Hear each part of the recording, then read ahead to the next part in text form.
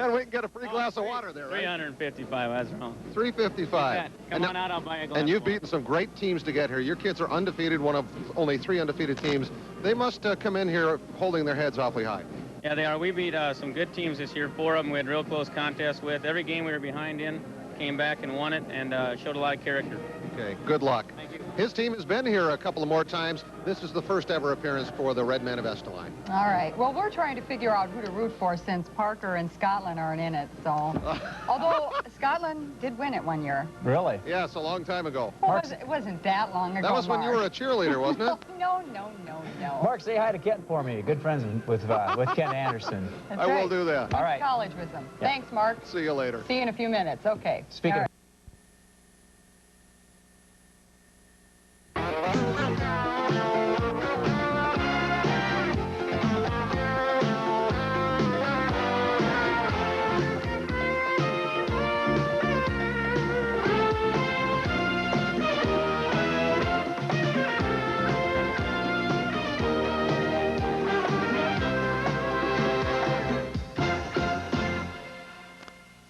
Estelline is up against the wall in Class 9B. The Redmen rode Jason Rodman and his 149 yards to a 17-6 victory over Grant Duell to advance to the Dome.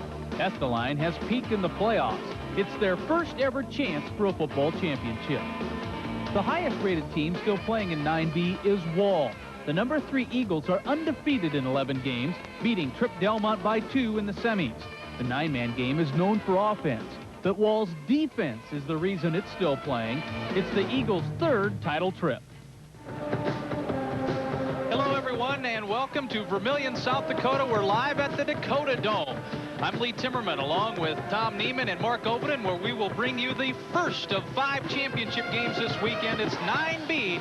Estelline and Wall will be our first contest. Tom, what do you think of this one? Lee Timmerman, Estelline at 8-3, as you mentioned in the open there. Wall at 11-0, coming from the West River. Ken Anderson admitted maybe they haven't played the competition that Estelline has here in the regular season and the playoffs, but yet should be a good matchup. Wall, great defensively, a big defensive line. They also score 38 points a game, and that defense will try to stop Jason Rodman, the 6'1" senior running back from Estelline, who's run for over 1,300 yards and 17 touchdowns for Estelline this year. Both of these teams will like to keep the ball on the floor. In fact, Coach Dennis Riekman of Estelline says, hey, if we throw the ball 4 or 5 times a game, that means we're happy. That means we're ahead. And it means we're running good.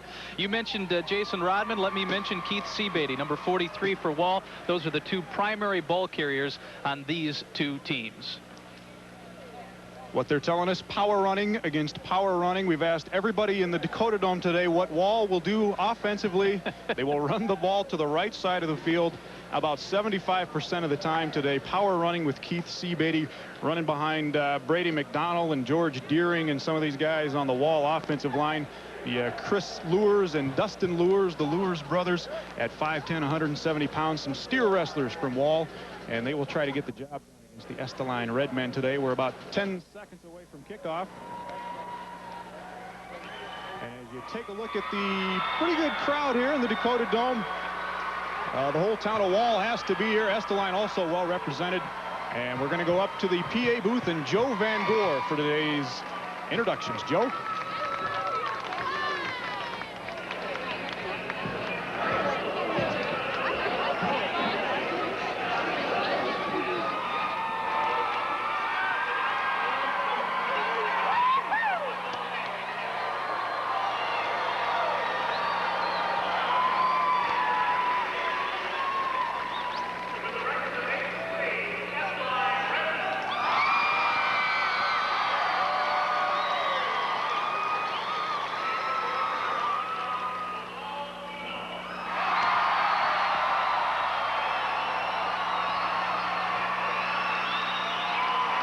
Apparently mic difficulty with Joe's mic, so as the 2 teams get introduced to everyone here in the Dome, Tom, I guess we could talk a little bit about the 2 different teams and who to expect. And it looks like the first man out, number 84, that's George Deering for the Wall Eagles. He's 6'1", a junior at 160 pounds. Number 56 is Dusty Baxter. He plays the left guard on the offensive side. Junior, 6 foot, 185 pounds. Their center, as Tom mentioned, is Chris Lurs, 5'10", 170 pounds, and a senior. That's Dustin Lurs,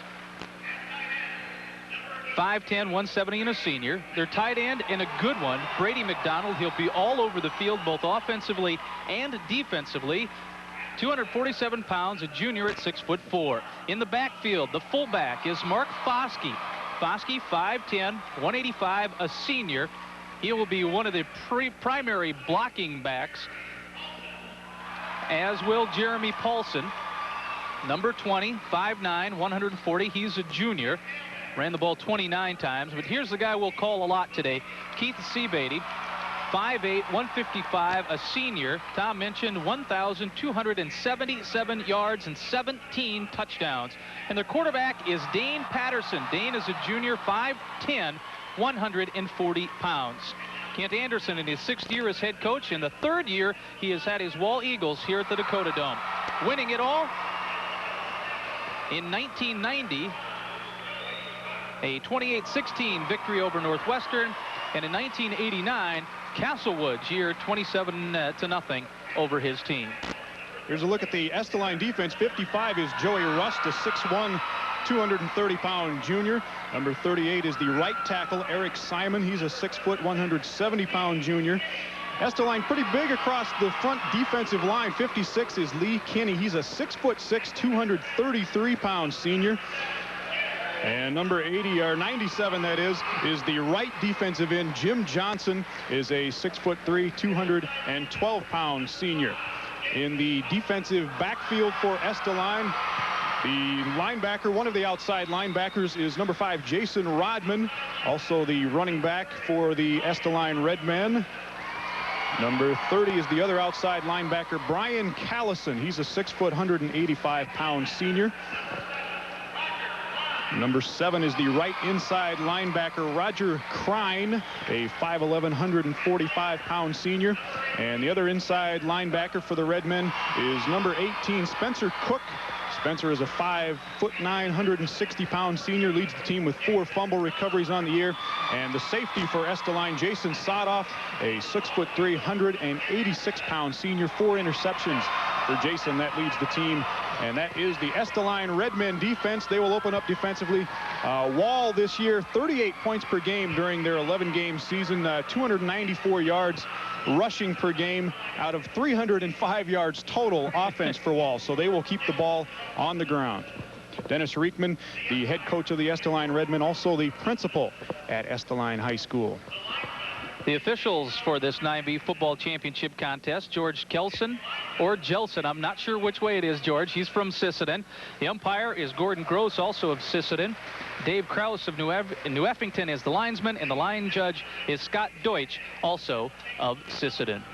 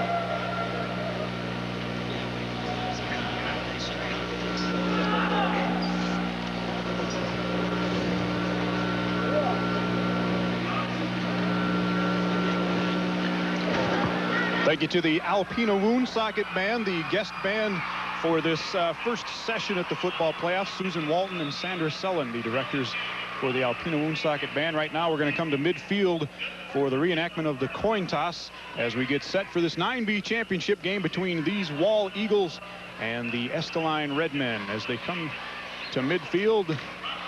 One of the interesting things, I think, in this game right off the bat, Tom, is it's the very first time that Estelline has been on a 100-yard field. Keep in mind that a number, in fact, I believe the majority of the 9-man teams across the state of South Dakota play on 80-yard fields. Okay, gentlemen, White won the toss. They chose to defer. And so they'll receive down on this end.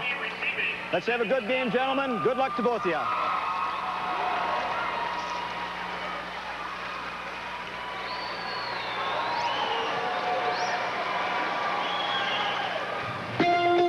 Championships 94 is sponsored by your community Norwest Bank. Norwest to the nth degree. Your local Northland Ford dealer. East River Electric Power Cooperative and its 26 member systems. Toshiba America Information Systems Incorporated. Farm Bureau, where belonging makes a difference. Your local quality Buick dealer. McKinnon Hospital, caring for life. Express Communications, it's your company. Sweetman family of companies, we're building a better community for the future. Dakota Care, proven performance in managed care. St. Joseph's Indian School, serving Native American youth and families since 1927. Subway, the place where fresh is the taste. Sioux Valley Hospital, one of America's top 100. And the American Dairy Association. And your local dairy farmers.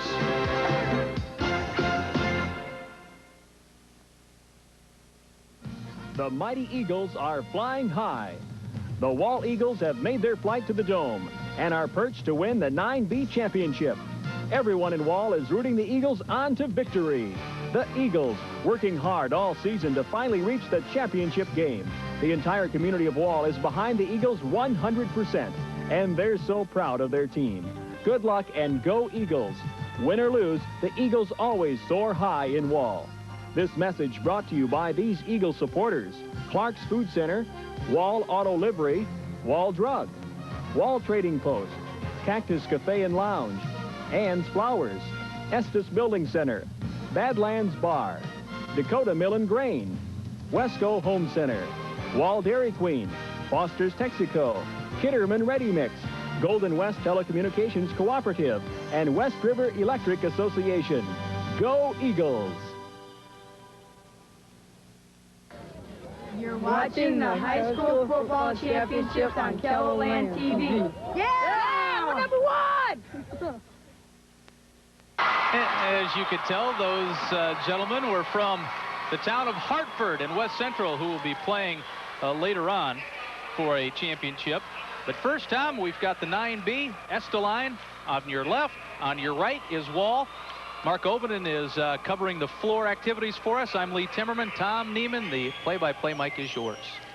Thank you, sir. Estelline, you see in the red and white 64 is Eric West, a senior who will kick it off to the Wall Eagles. The Eagles, with that ball control offense, they can run it down on you, get some long drives going and score some points. They've scored 38 points a game in their 11 games this year. They are undefeated at 11-0. Estelline at 8-3. And here we go.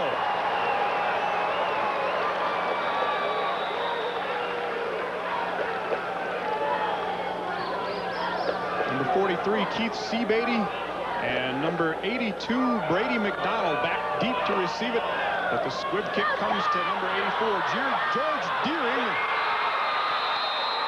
And Deering is taken down by number 35, Steve Johnling. And Wall will set up its first drive at their own 38-yard line, just over the 38-yard line. Pretty good field position to start out. And of the two teams, we've mentioned that they are predominantly running teams. Look for Wall to go to the right. But if a team's going to pass more, it will be Wall. Dane Patterson, the quarterback, the full house backfield in 43 is Seabeatty going right.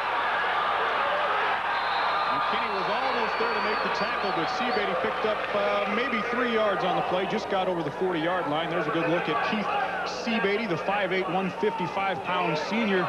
He's run 181 rushes, 1,277 yards, and 17 touchdowns. Has a 7.1-yard average this year in those 11 games for Wall. That was the bread and butter play, though, Tom. Hand it off right. Let Foskey, Paulson lead in behind Lurs and McDonald. Foskey, the fullback, again, the fake to Seabeatty. This time they're going to try to find Brady McDonald. Just overthrown by Dane Patterson. Patterson known to throw the ball. He's 50 of 120 on the season, 13 touchdown passes on the year for Dane Patterson. Just that's one of the things Kent Anderson said. They'll set up the run to that right side, and then the right offensive end, Brady McDonald, will sneak out into the flat and into the pattern like that. Actually, McDonald was open early in the play, but Patterson couldn't get him the ball there. It's really a tough place for the outside linebacker, Brian Callison, to be in. Does he play the run and play the fake, or does he go for the pass defense? A little pressure on Patterson, got it away, but number 7, Kevin Barber, couldn't quite come up with it, and it's going to be 4th and 7 for the Wall Eagles. Estelline in that 4-4 defense. It's kind of a different look, isn't it? There's basically just one defensive back. That's Jason Sotoff, number 80. That means the linebackers have to do their job, and Rodman did on that possession. Back to kick is number 82, Brady McDonald. No pressure, gets away a good spiral, and it's going to go over Jason Sotoff's head, and look at the roll. It gets down to the 4-yard line, where Mark Foskey is all over, and Estelline will have to go 96 yards if they want to put up any points on their first drive of the ball game. There could be lesson number 1 from the differences between playing outside and playing on this fake grass, artificial turf, call it what you want, but the ball really does jump, and after that ball hopped, it went all the way down, as you mentioned, Tom, inside the 5 for a 55-yard punt. Estelline will come out with Adam Callison at quarterback, Brian Callison the fullback, and number 5, Jason Rodman, is the man in motion. They'll give it up the middle to Brian Callison, and he is taken down right away by number 72. And that is Dustin Lures, one of the Lures twin brothers. If Jay Schroeder is watching from Bridgewater back in 1981, he kicked it 59 yards. So that was just, if that ball would have rolled into the end zone, it would have been tied for a championship record in Class 9B for the longest punt. 2nd and 11 for Estelline. Callison sets him down. His brother Brian in the backfield, and the give is to Jason Rodman, and he is going nowhere. Lost another yard. And that Wall defense big across the front. Garrett Bryan, number 61, goes 6'4", 225.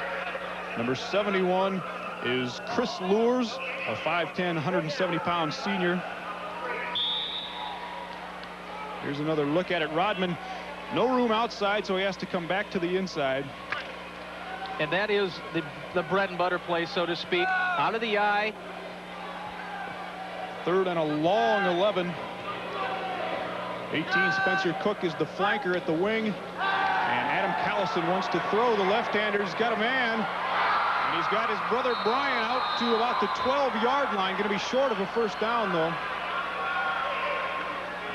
Adam has not thrown many passes all year long. That's because McEwen had been their quarterback for most of the year, had he not, Tom?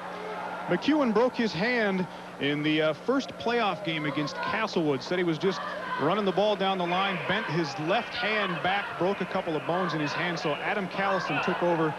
This is just his 3rd start at quarterback, as the Redmen will have to kick it away. Spencer Cook is the punter, and Brian Seabeatty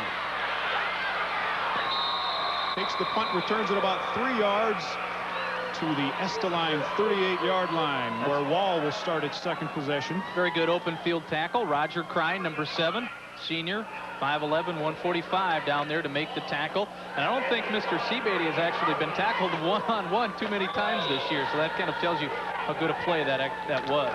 Keith Seabeatty, excuse me, I said Brian. Wall will come out across the front line. George Deering at the left end, Dusty Baxter at the guard, Chris Lures at center, Dustin Lures at the other guard, and Brady McDonald on the right side of the line. Patterson wants to throw. He's got McDonald. Nice catch down the sideline. And they just do catch him, knock him out of bounds at about the 17, make it the 22-yard line. And It's almost funny that didn't go, because when McDonald catches a pass, this is the 16th pass he's caught this year. And of the 15 previous, 9 have went for touchdowns. He's a big kid, hard to bring down, almost 250 pounds. But look at the difference. We've been talking about Wall, run, run, run, 70% to the right. They've thrown 3 passes already. Sawed off the safety, had to come over and make the tackle. This is Keith Seabeatty going to the right side. Picks up maybe 4 yards on the carry.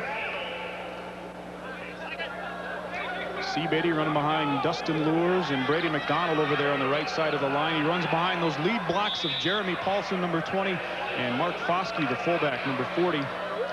So maybe Coach Anderson just heard about everyone, including himself, talking about how much that he runs and what to expect, and that's what we do. And it's Vince Lombardi-ish. We run here, try and stop us, but he's putting the ball up in the air. Now I think he might settle down. He's got Estelline playing a little bit honest defense. Second and about 6.5, and this is Seabeatty again. Room in the secondary, finally brought down at the 11. It'll be a first down. Jason Rodman made the tackle for Estelline. But Seabeatty, good yardage from the right side, cut it back to the middle of the field. This is a good run and a darn good pop here. Seabeatty with the cutback. Works off a blocker right off of Foskey. Actually, there's Rodman coming in with a good hit right on the 10. 55 is Joey Rust. But look at how good the offensive line did. The fullback has no one to block. That's number 40. Foskey couldn't find anyone. Wall first and 10 from just inside the 10-yard line. First and goal. This is Patterson on the roll right, looking for somebody, not going to find anybody. And number 7, Roger Krein, brought him down from behind. Flag down on the play. And a hold, I believe, will be the call.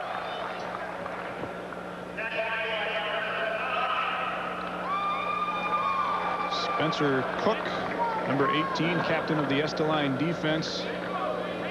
Second leading tackler for the Redmen. 59 assists, so he's been in on a bunch of them. Yes, indeed, it is a hold. We'll replay the down.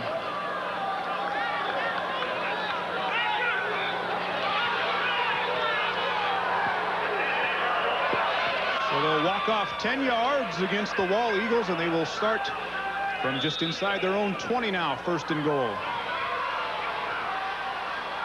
The Estelline 20, that is, first and goal. No score, 6:50 left in the first quarter in the 9B championship. Wall with the football in blue. Dane Patterson back to pass. He's got Brady McDonald again. The big kid makes the catch. And after about an 11-yard gain, he is brought down by the safety, Jason Sodoff. What a huge advantage when you have McDonald at 6'4". He just ran a little curl pattern, a little hook pattern, went out all about 8 yards, turned around and said, throw it up there. I'm 6'4", I'll get it. It's exactly what happened. Patterson put it in the only place that his man could catch it. As you mentioned, Brady McDonald, 17 catches. Now, coming into the game, he had 15 catches. 9 of them went for touchdowns. He had a 21-yard average per catch coming into the ball game. It'll be second and goal from just inside the 10-yard line for the Wall Eagles. Patterson to pass again. He's got Jeremy Paulson in the corner, but the ball just overthrown. Jason Rodman back on the coverage. That's where this 4-4 lineup, this 4-4 defense looks just a little deceiving, because I know Brian Callison and Jason Rodman are called linebackers, but they're called upon to do much, much more than that. There's an instance where Rodman, the outside linebacker, actually becomes a cornerback and has the one-on-one coverage against Paulson. Ball was floated up there. Rodman knocked it away. Third down for the Wall Eagles. Dane Patterson wants to throw again. They swing it out to Seabeatty. He's got one man to beat. Jason Rodman is there, but Seabeatty gets by. He's brought down at about the 4-yard line by Jim Jensen, the right defensive end for Estelline. Boy, Rodman, he put a move on Rodman that time. Seabeatty got Rodman, his weight committed to his outside foot or toward the sideline, cut right past him, and Johnson with the pursuit angle. And good hustle to get over from his defensive end position. Wall really mixing it up here. I think that's 5 pass plays already here in the first quarter for the Wall Eagles, a team known to run to the right. They come out in the full house backfield from their 5-yard line. It is fourth down. They give it to Seabeatty running over the right side. He's not going to get in. Stopped at about the 2-yard line. Number 56, Lee Kinney, was there. And the ball will go over to the Estelline Cardinals. And with 5:12 left in the first quarter, no score between Estelline and Wall. Meet our friend Emma. She remembers a time of community when folks worked together to help those in need, like a barn raising. I have some more donuts here. These Norwest volunteers remember too. That's why they're painting Emma's home and 60 others like it this year. It's called Paint-a-thon. It's just beautiful. And it's one more way we show that building our communities is the most important work we do. Behind every basket, every touchdown, every player, and every team is hard work, determination, sweat, and pain. Toshiba America Information Systems in Mitchell salutes the effort, the persistence, and the spirit of South Dakota's young athletes. Welcome back to the Dakota Dome, our first of 5 championship football games. As you see, no score in the first quarter. 5 minutes, 12 seconds left in the first between Estelline and Wall. Big defensive series there for Estelline. Very, very big. In fact, from our angle, from where we were sitting, it looked like Seabeatty was going to make it in. But you mentioned the name of number 56, Lee Kinney. Kinney, among others, stopped Seabeatty right at the 2. And one thing you will not find a lot of in the 9-man game, and that is field goal attempts. Coaches are always more apt to try and get that touchdown and then go for 2. Esteline's second drive of the ball game. They start from deep in their own territory. The give is to Jason Rodman. He just gets out of the end zone. There's some pads popping. The Lures brothers were in there. 72. Dustin Lures ended up making the final tackle after his brother Dustin made the initial contact. Rodman's the type of runner that he likes to cut back, and one person seldom brings him down. That's why this is a good defensive play. Deering is there first. Lurs is also there, and then another player comes over to help out at the end. And if Rodman cannot get outside, as he ran out of his shoe on that play, it may be a tough day for Estelline. But that is because Wall is a very, very good defensive team. Second and a long 9 for Estelline.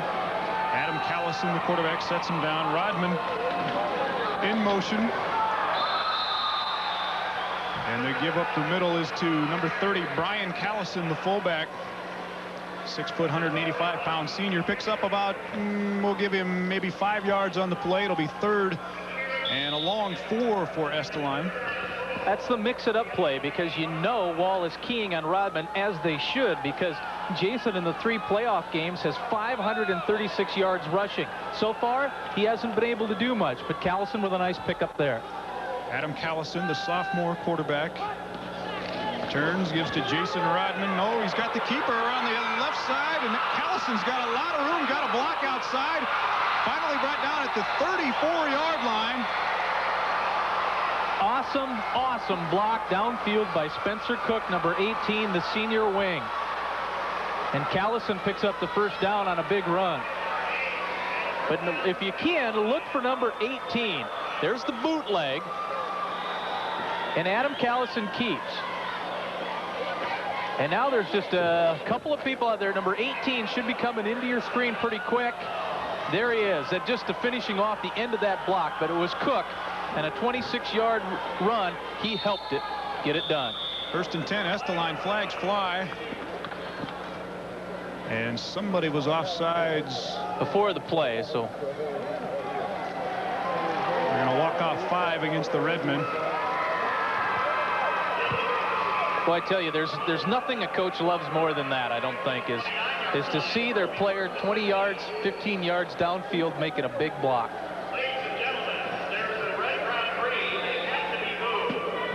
Estelline at the top, we mentioned the trek they made to get here, beating number 6 Castlewood, 4th rated Chester, and 7th rated Grant Dual. That was a tough run through the playoffs, so they have earned the trip, no doubt. Estelline 1st and 15, just outside their 28-yard line. They turn and give it to fumble. Rodman on a little bit of a crossbuck play, and Wall has jumped on the fumble. Number 61, I believe Garrett Bryan was the man who fell on it for the Wall Eagles. An isolation play, a fake action to the right, give back to Rodman on the left side. I don't think Rodman ever got very good. No, he didn't. Callison had the ball slip right out of his hand, hit Jason in the knee, and it popped forward. This game has been played in Estelline's end after that, really remember, that good long punt. Ball takes over, 1st and 10 from the 28. They give us to Seabeatty, right side. He's got running room, finally brought down by Sodoff, the safety. After a pickup of 12 yards. It's just a matter of there are so many people over there blocking. McDonald, Lurs on the line, both of the Lurs brothers, and then Foskey, Paulson also lead through, kick out. That hole was wide open. I think Sodoff was the last one there, the last guy to make the tackle. 72 Dustin Lures, 82 Brady McDonald on the right side of that line. They come out in the full house again. They'll give it to Seabeatty, right side, breaks one tackle, picks up about 5 more yards. One of the matchups we picked out before the ball game was the left end for Estelline, Lee Kinney at 6'6", 233, up against Brady McDonald at 6'4", 247 on that right side of the Wall offensive line. Wall will use the kind of a cross block with that right offensive end. Brady McDonald will come down on the left end, and Dustin Lures will pull out and lead the blocking from the right guard position. 2nd and 7 for the Eagles. They go up the middle this time to Mark Foskey. 185-pound senior, didn't pick up much, and it'll be 3rd down and about 6 for Wall. Estelline's defense needs to come up big here. Of course, Wall wants to push the ball right into the end zone. It seems like over the course of games, Tom, you're in position to score just X number of times. Right now, Estelline stopped that on a very big 4th down and goal. And here's Wall again, right in there, ready to score again. 1 minute, 33 seconds to play, first quarter in this 9B championship game. We are scoreless.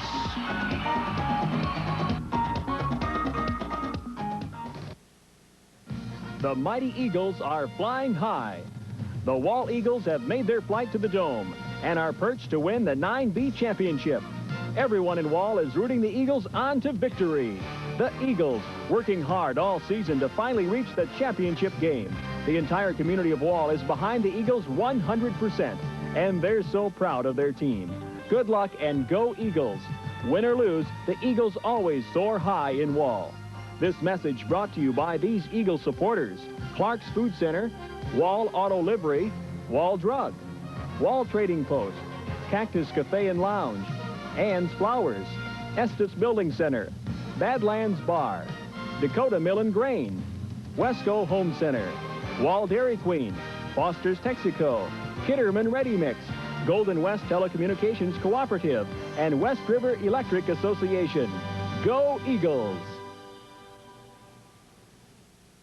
Arch enemies unite to bring law to the lawless. Let's put an end to this once and for all. On the next Lonesome Down, the series. Sunday at noon. Wall is knocking on the door again. The Eagles set up on 3rd and 5 just inside the Estelline 10-yard line. Dane Patterson, the quarterback for the Eagles, will turn and fake to Keith Seabeatty. He's got Brady McDonald open in the end zone, and it just was out of his reach. There's only just so far you can stretch 6'4". Looks like he came up holding his shoulder a little bit. That'll happen every once in a while. You stretch out like that, those shoulders are vulnerable. Tell my left one about it. There's another look. Once again, he was open. That's all you can ask for. Patterson maybe a little jacked up to be here in the Dome and be in the championship game, putting a little bit extra on it. But there was Brady McDonald open in the end zone. So it'll be 4th and 5 for the Wall Eagles. Marco, they're lining up for a field goal. That doesn't surprise you, huh? No, they've been practicing field goals all year. They just don't usually kick the extra points.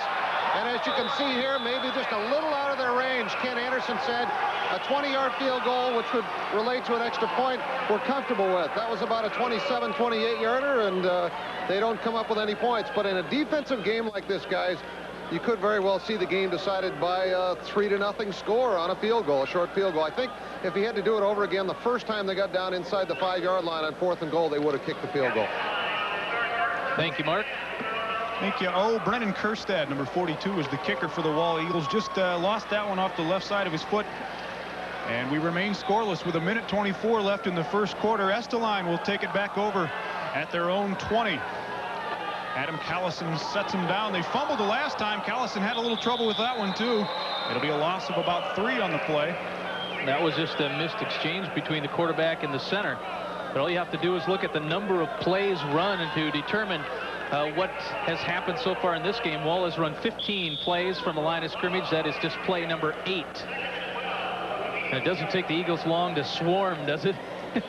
As we said, Callison making just his 3rd start. Landon McEwen was the quarterback until he was hurt. Broke a hand in the Castlewood game in the first round of the playoffs. So Callison, just a sophomore, the left-hander making his 3rd start of the year, and he sets him down on 2nd and 13. The pitch to Rodman over the right side, and he didn't pick up anything. They're going to call him down before the fumble.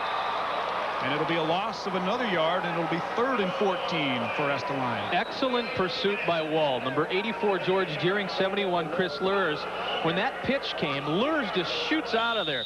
You'll see him come flying into the pitcher here pretty quick, and there he is, 71. Rodman can't get outside because that's where Deering is. He can't get inside because that's where Lur is. That's perfect defense against a potential sweep. 10 seconds to play, first quarter, clock running down. You know, with a loss of 4 yards on a play like, or a couple yards on a play like that, that shows you how good the pursuit is. They do not get the play called before the first quarter has ended. And it is a scoreless first quarter in this 9B championship game. Wall nothing, Estelline nothing. We'll be back to the Dome after this.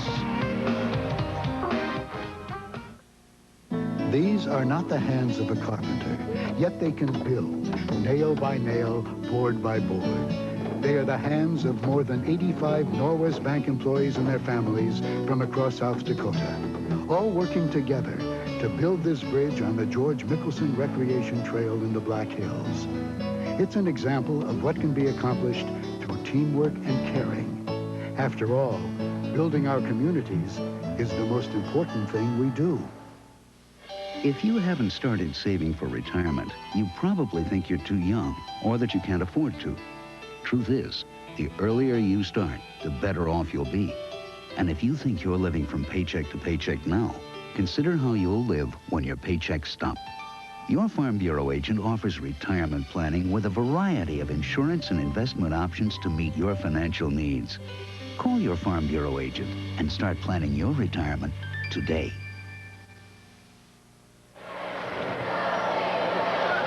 Scoreless, just starting the second quarter. We played most of the first quarter down on the Estelline end of the field. Wall has been stopped at the 2-yard line and missed a 27-yard field goal on their scoring opportunities. But we played most of the game down on the Estelline end, and we're scoreless here to start the second quarter between Estelline and Wall in the 9B championship game. Wall known for their defense, that big defensive line they have. They've given up under 9 points a game this year in their 11 wins, 11-0 coming into the ball game. Estelline yet to get Jason Rodman loose. There's Rodman in the quarterback. Yes, Rodman comes in at quarterback now out of the shotgun, and he wants to throw to Spencer Cook. He's got him open. Cook has it, and he's brought down at about the 43-yard line. And don't let that surprise you, because when McEwen got hurt, Rodman has thrown, that's his 52nd pass this year. So he has actually thrown many more passes, or the same number of passes now as Adam Callison. So that's not a surprise that when Estelline goes to the shotgun, that number 5 is sitting in there to play that quarterback position. Rodman has done it. He's used to it. And here's the shotgun formation once again. So the direct snap will be to Rodman, number 5. Rodman, the quarterback, 30, Brian Callison, Spencer Cook out of the backfield, and Rodman's got him again, but he overthrows him. And it'll be 2nd and 10 for the Redmen. 82, Brady McDonald trying to get out from his left end position to defend against the pass. That's one thing about the 9-man game I think I like, Tom, is when watching it, the players have to be so versatile, because we talked about it with Estelline, where all of a sudden, like, Rodman is a linebacker once, he's almost a defensive end up on the line, and he's a cornerback. Same thing there for McDonald. He's the left defensive end. When you mention defensive ends, you're always thinking rush, rush, rush, rush, rush. No, he was out in the pass coverage. One of the things about the 9-man game, the openness of it, that I like. 2nd and 10. They give it to Brian Callison, and he picks up good yardage. A pickup of about 7, just out to just short of midfield. It was a direct snap. Callison just scooted right in front of Rodman. Took the has been on the field a lot because Wall has done some things, but 2 penalties against Estelline. That 1 turnover did not cost them. Time of possession a little more equal than one would think. 3rd down and 4 for the Redmen. Cook in motion, and he's going to block for the quarterback, Jason Rodman. Rodman's got room in the secondary, and he's brought down on a busting tackle by George Deering, but not before he picked up about 18 yards down to the Wall 33-yard line. Rodman is a very good runner. In fact, he's an NCC type caliber runner. Those are the schools that are recruiting him. He's bigger than you would think. Jason goes over 200 pounds. He's 6'1". He's got good size, and was almost gone. And he can break him too. He had a 65-yard touchdown run against Grant Duell. Rodman averages just over 5 yards a carry, 254 carries, by far the most on the team. Rodman's going to try the right side this time. No, he's going to cut it back, and he might have a little bit of room, but there is number 71, Dustin Lures, to make the tackle. And really the reason Rodman picked up any yards on that play is because Sean Carlsbeck, number 11, the left end, picked up a very good block. Carlsbeck was actually down because the play was going the other way, or so he thought. He picks himself up off the turf right there, picks up a good block against the Wall Eagles defense, and lets Rodman pick up very good yardage.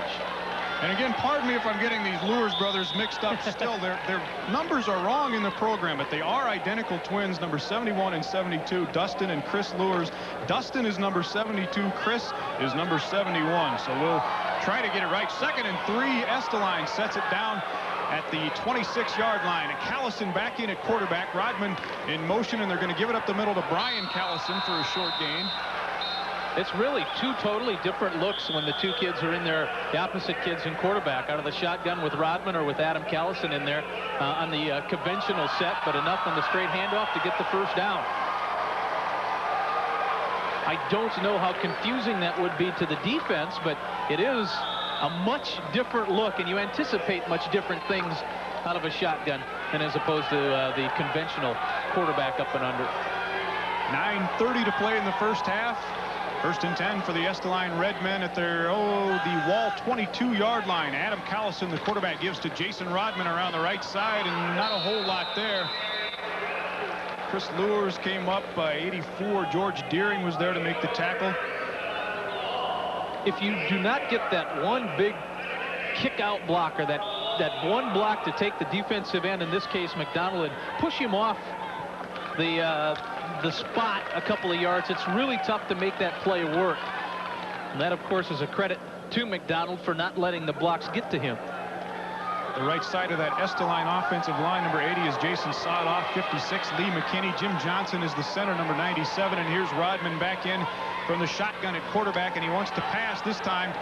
He's got Spencer Cook over the middle again, but it's picked off. Number 72, Dustin Lures. Dustin Lures. Rodman had Spencer Cook behind Dustin Lures, but Lures went up high and picked it off. Simply a case where Lures playing the right inside linebacker. You go into a drop zone. Dustin's covering an area. That's his area. There you can see on that replay a very good angle of how well covered Cook actually was, both on the short side and on the long side. Rodman had a tough play to try and get it in there, but Dustin Lures, 72, with the interception. He also leads the team in tackles. So Wall takes back over with their 4th possession. They give it to Keith Seabeatty. Not much running room there. Maybe picked up a yard. Cook on the tackle.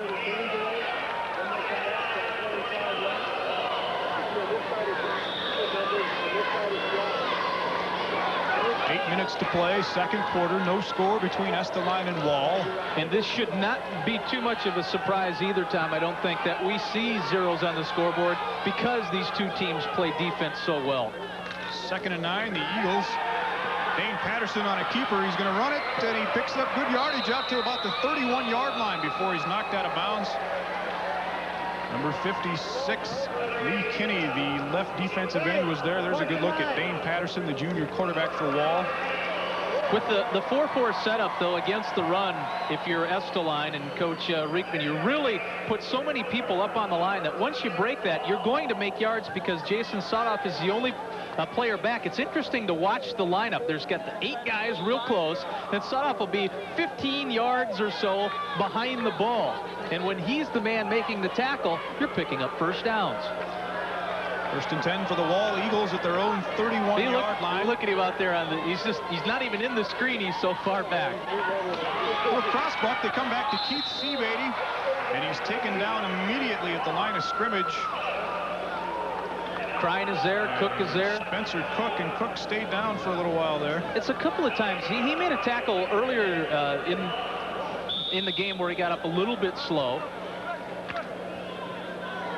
Another look at all of that crossbuck fake action that the Wall Eagles do in the backfield. Finally come back to the right side to Keith Seabeatty, and the Eagles will set it down. 2nd and 10, no gain on that last play. Patterson wants to pass.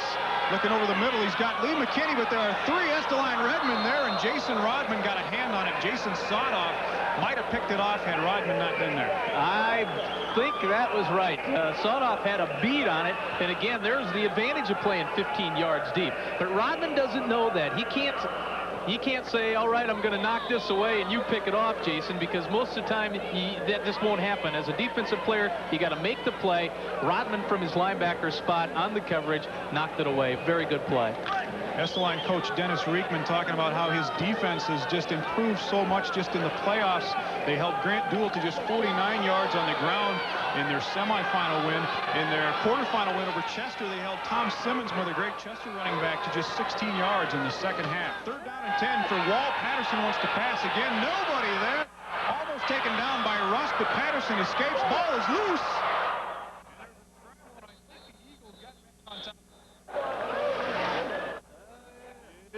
Yes. One call one way, one the other. And I think Chris Lures and number 56, Dusty Baxter, were on the bottom of the pile to recover it for Wall.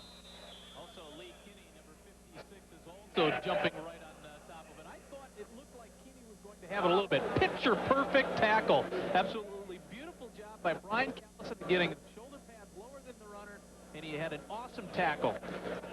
And there's the fight for it. Cook. I just mentioned a play ago. A couple of plays ago, yeah.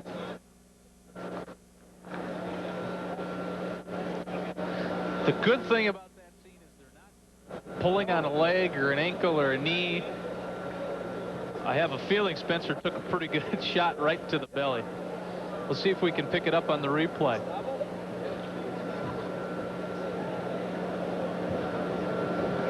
Number 18 is Cook. And yes, he just gets drilled. You don't see a block like that coming. He got drilled right in the midsection. I'm guessing he will be all right and got the wind knocked completely out of the old lungs. One of those you just got to talk him out of. You just a shot right in the solar plexus that keeps you gasping for breath. But Cook is up. You're on there, and the coach goes, "What happened?" And you're going. And then they know you're all right. Is that how that goes? Okay.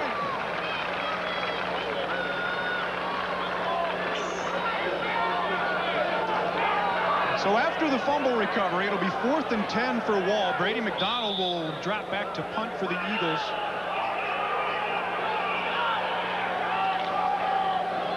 No rush, and McDonald gets another good one away. Sotoff was there, but he lets it roll again. And he gets a pretty favorable Wall Eagle roll inside the 20. They'll down it at about the 18.5-yard line.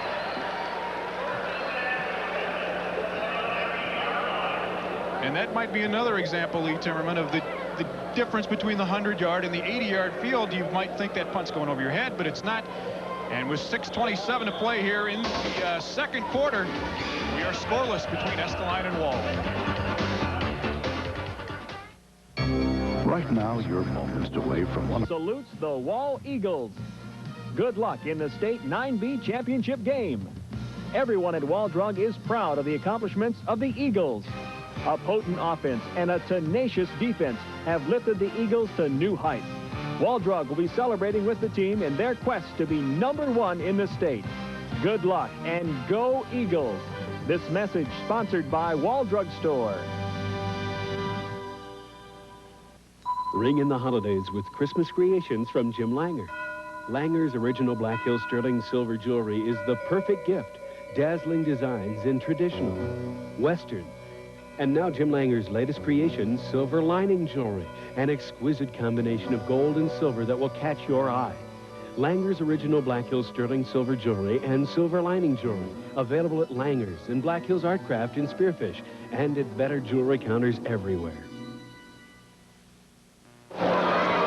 Welcome back to the Dome. 6 minutes, 27 seconds left in the second quarter. That was a 50-yard punt that time by Brady McDonald.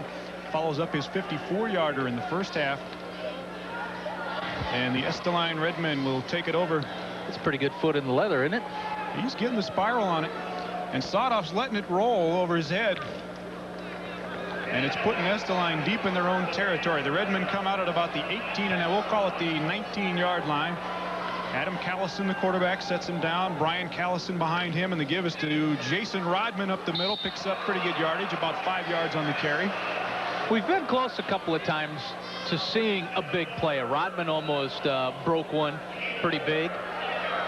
And I sense that that may be the way we get scoring, if we get scoring, the way the defenses have played. Estelline twice has stopped Wall right down near the goal line, and of course Wall has come up big defensively too. 2nd and 5 for Estelline from their own 24-yard line. They give us to Rodman back to the left side. In the backfield was number 72. Dustin Lures got in there. Got a little contact on Jason Rodman, and then they finished him off after a gain of maybe a yard. Well, Kenny pulled from his right guard position and was going to be the lead blocker on Rodman. But Lures just said, no, you're not going to get to that particular position. Identical twins, Dustin and Chris, number 72, 71. This is as close as they could get there. They're both 5'10". They both weigh 170. They both can wrestle a steer with the best of them. That's right, bulldoggers. You got to be tough to be a bulldogger. On 3rd and 6, the Redmen go back to the shotgun. Rodman has Spencer Cook open again. He got one hand on it, but couldn't bring it down. C. Beatty there. Chris Lures there. And I don't know if Cook could have made the nice grab if he'd have had enough for the first down. There is 71, Chris Lures. Both of the Lures brothers fighting some knee injuries, but they're both taped up heavy. Got the okay from the doctor to play today. There wasn't anything going to keep them out of the ball game, so we'll try to keep them straight for the rest of the ball game. And on 4th and 6, Spencer Cook drops back to punt for Estelline.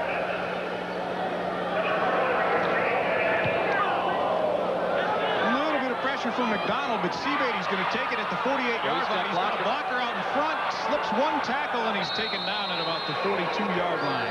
That had the makings of something big until Sodoff came over and cut Seabady off. Interesting story about Seabady. He had a back injury in his spine, and he really didn't know if he would play this year. And the coach Anderson said it affected him really in just one game this year. Otherwise, he's been over 100 yards every game rushing. The punt went 25 yards, but he's here, he's playing, and he's playing well with somewhat of a back injury. Ball comes out in the no-back offense. Dane Patterson finds number 20, Jeremy Paulson, on a little pop pass from the left side, picks up about 3, maybe 4 yards on the play, but Ken Anderson said they will come out and use this no-back offense, send 4 guys, 2 guys to each side, and just run the little quick pass plays. They've only got 1 call out of it. They set up the play. Anderson will signal in the patterns from the sideline, and they'll run it this way, and they come out in it again. And Dane Patterson Patterson on 2nd and 6 wants to throw again. They swing it out. Number 84 is George Deering on a little, almost a screen pass, but he's taken down for a loss by a host of Redmen. Number 97, the nose tackle, Jim Johnson, was out there.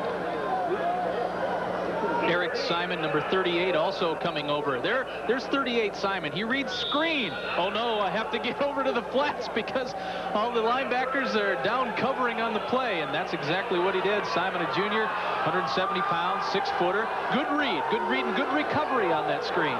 Loss of 9 on the play. It'll be 3rd and 15. Patterson has a couple of men, and there's that man, Brady McDonald, again breaking into the secondary, and finally brought down after he picks up the first down.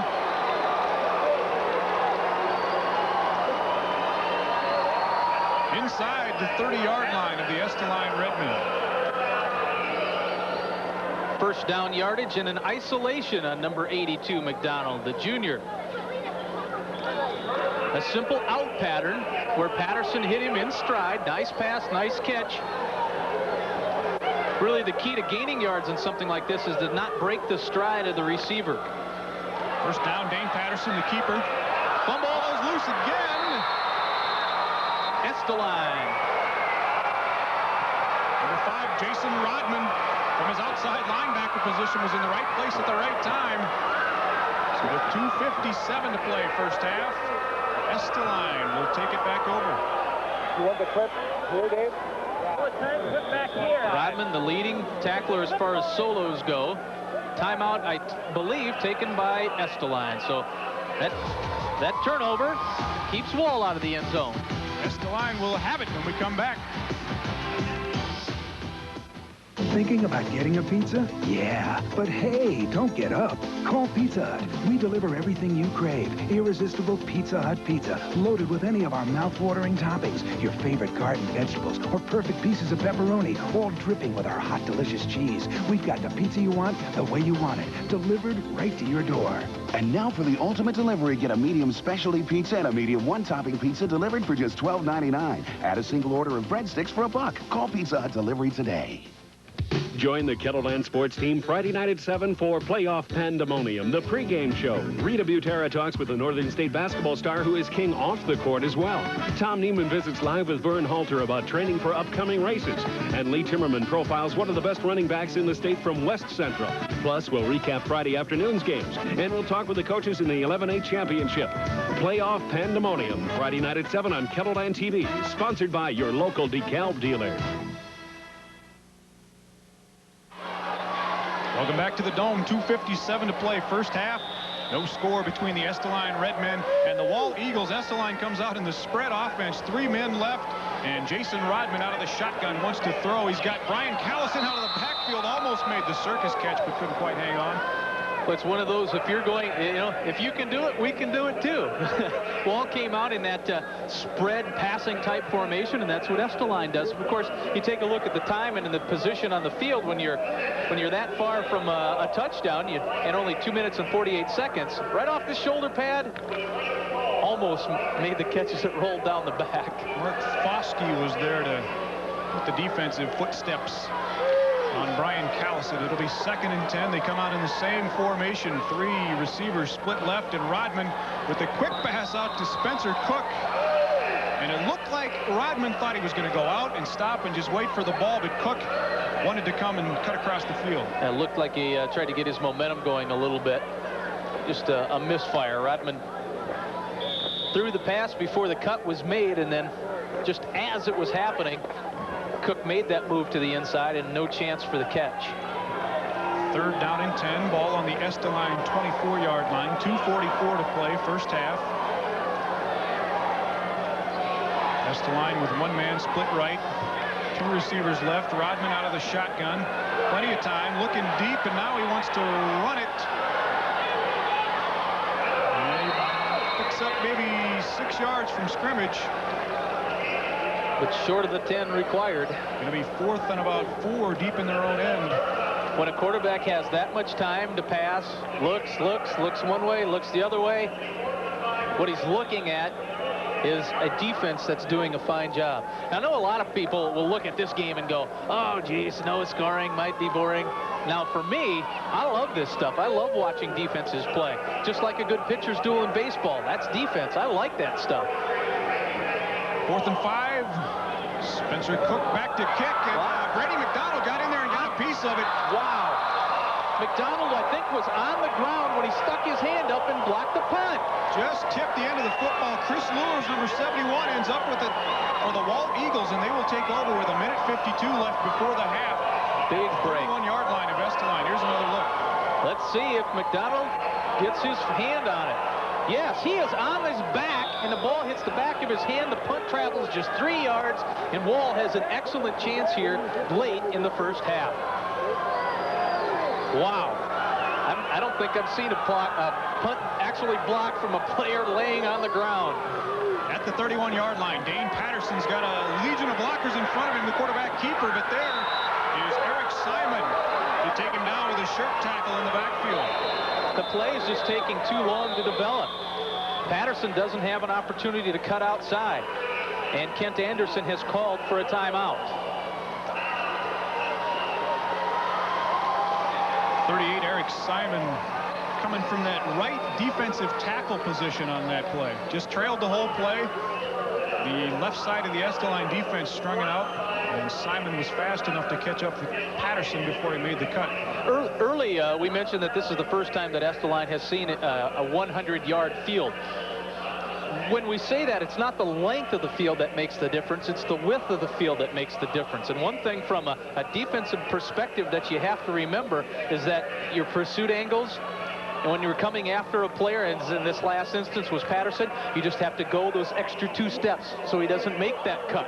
But so far, Estelline has done a good job of adjusting, if there is an adjustment, other than just going full out all the time, which, of course, when you're playing for the state championship, that's what's going to happen. The 2 big guns, the 2 big runners so far, Seabeatty, 8 carries, 33 yards, Rodman, 10 carries, 32. So neither of the big guns has been able to go off. 2nd and 10 for Wall. At their 32-yard line, Patterson wants to pass. He's got Jeremy Paulson in the pattern, but he tried to come back to Brady McDonald over the middle and threw it behind him. It'll be 3rd and 10 for the Eagles. Actually, the man who was open in that particular play was the receiver trailing, which is also the hardest one to see from the quarterback perspective, and that was Deering on this play. Deering was open in that zone. If the quarterback can just see out of his left eye that he's there, he's open for more than first down yardage. Number 7, Kevin Barber, split wide right out of your screen down at the bottom here for the Wall Eagles. Foskey and Seabeatty in the backfield. Patterson wants to throw. The screen set up for Seabeatty. He's got a blocker out in front, but here comes number 7, Roger Crine, to make a great tackle for the Estelline Redmen. I had the hand up, and I actually had a couple of waves on it. I thought Seabeatty was gone. No, Roger Crine, the senior, said you are not going to get the first down nor the touchdown. That was just one of those plays that looked like it was going to go. But Estelline again on the pursuit. Terrific job, Crine coming over and making that tackle. Now it's 4th down and long. Timeout called by Wall. Ken Anderson wants to talk with his troops. They've come close on some of those pass plays to Brady McDonald to breaking a couple of big plays, and we were talking a little bit in one of these commercial breaks. It might come down to that in a game like this, where it's going to be where somebody falls down in the backfield, in the defensive backfield. Somebody's going to break a big play to score a touchdown in this football game. And there's a perfect example of what Estelline and both Wall have, is good team speed. When you have good team speed, you have players making plays just like that, with Crine hustling over and cutting off the angle and making Ken Anderson go on the 4th down play, which he has to with a minute left. The biggest offensive factor in the game so far, Tom, from Wall's standpoint, has been McDonald catching passes. He has those 3 grabs for 44 yards. Let's see if they'll look for number 82 on this big 4th down play. All right, 4th and 5, 1 minute left in the first half. The Eagles come out in the full house backfield. 7 is Kevin Barber. Seabeatty is number 43 on the right side. They fake it to him. Patterson's got McDonald again. There's the play. And it picks up big yardage down to the 8-yard line of Estelline. 4th catch of the afternoon for Brady McDonald. Let's give credit on that one to Borgie. Larry Borgum put down in front of us that McDonald had 3 catches, 44 yards. He kind of pointed to the note and said, here's the man. And that is the case. The man was open. McDonald with the catch, the first down, and a lot more. McDonald comes out of that right end position. They block down with him on the other team's left defensive end. And then when they call the pass play, they give that fake to Seabeatty over the right side, and then McDonald slips out into the pattern, and it has worked to perfection for Wall so far. 52 seconds left in the half. Wall has called another timeout, and they're going to try to stick one in here to go to the locker room. Ahead in the ball game, we are scoreless.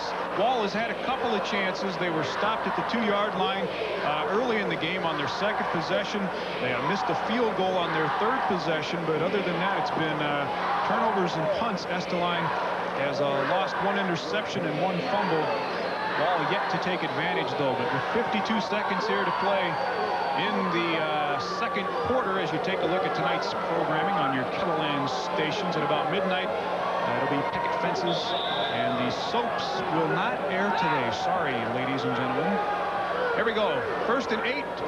1st and goal from the 8-yard line. They give it to Seabeatty. He's got room over the right side down to the 1-yard line. He did not get in. Lurs with a good job on the block. It was Lurs, number 72, Dustin, that made that block that almost got Seabeatty in. As they line up quick, will clock running. No time. We will not take a 30 look seconds left on the clock. Here it is, 2nd and goal from the 1-yard line. Patterson, the fake, the hit. Seabeatty to... Oh, wait a minute. Was open. Rodman going all out with the dive, double hands, and he knocked the pass down. They gave the fake to Seabeatty to the right side. They had 84 George Deering slip out from the left end, and Patterson almost laid it out there. Too nice for Rodman. Rodman knocked it down. It'll be 3rd and goal from the 1. Patterson on the sneak, and he got in for the first touchdown of the ball game.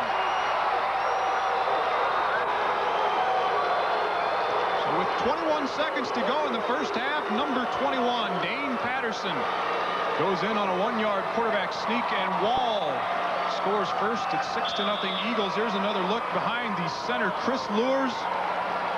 Patterson gets low and gets in. And what set this up? A punt that was blocked by Brady McDonald as he was laying on the line, on the ground. Attempt for the 2-point conversion, no good. Patterson was brought down by Jason Sotoff. So it's 6-0 Wall. 21 seconds to play, second quarter. And the Eagles were knocking and knocking, just could not get in. And they finally convert the not the turnover, but the blocked punt by Brady McDonald. Which was almost, yeah, it was a 3. It goes down as a 3-yard punt, but in essence, it's like a turnover. What an outstanding effort by McDonald on that punt block. That was the break of the game, and of course the Eagles doing the job and on offense to convert that. And of course it was McDonald with his 4th catch of the game that kept this drive alive and got the ball down to the 8. He's just 2 receptions away, I believe, from tying the 9B championship record in most receptions.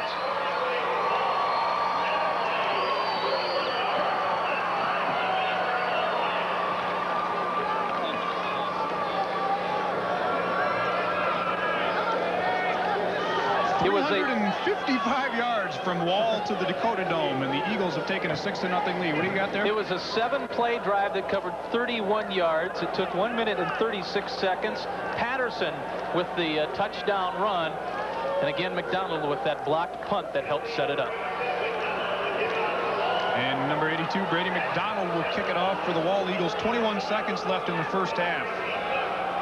McDonald doing everything in this game. Cook is deep to receive for Estelline, and he will take it at about the 12-yard line and give it to Rodman on the reverse. Rodman's got a little bit of room. He has 1 kickoff return for a touchdown this year, and he's brought down at the 42-yard line with 12 seconds to play in the half. But Rodman was just literally running through double teams that time. 2 guys coming in from either side, busting right through.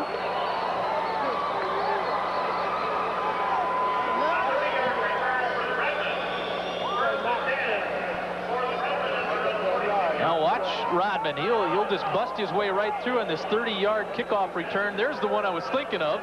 There's another one just a step ahead. And McDonald combines on the tackle. With Mark Foskey, number 40. 12 seconds left in the half. Estelline has called timeout, used their last timeout. And we'll see if they come out in the shotgun with Jason Rodman and go for the big play, or will they be satisfied to win down 6-0? What do you think? I don't think so. One of the things that I hate more than anything is the old knee down. You got the play, throw the ball. As Dennis Reekman talks to his troops, Mark Ovenden will have a chat with the head coaches as we go out at halftime, and as we come back for the second half, he'll have Wall head coach Kent Anderson just before they go into the locker room here after the first half.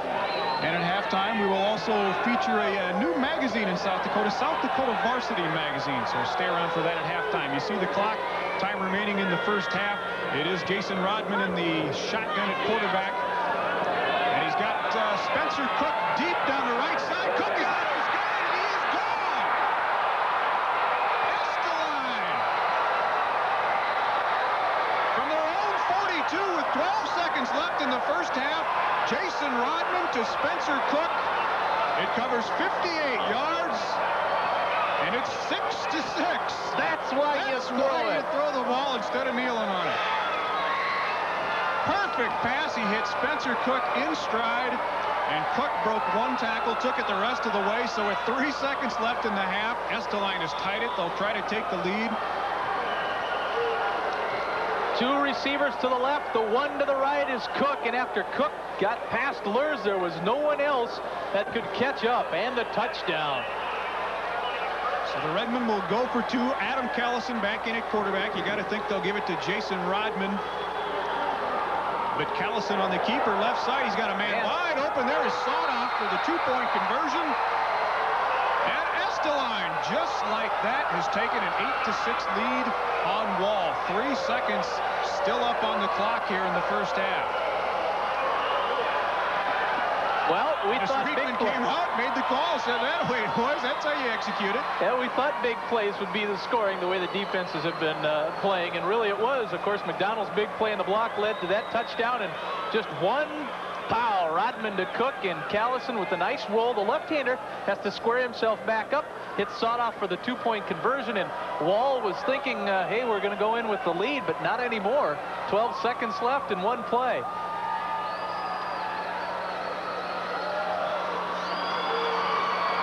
And with that, our policy here is we'll talk to the coach of the leading team as they go into the locker room at halftime. So we won't talk to Kent Anderson as we go to the half. Mark Ovenden will have Dennis Reekman at halftime, unless, of course, Wall would do something here with 3 seconds left on the clock. 3 seconds left.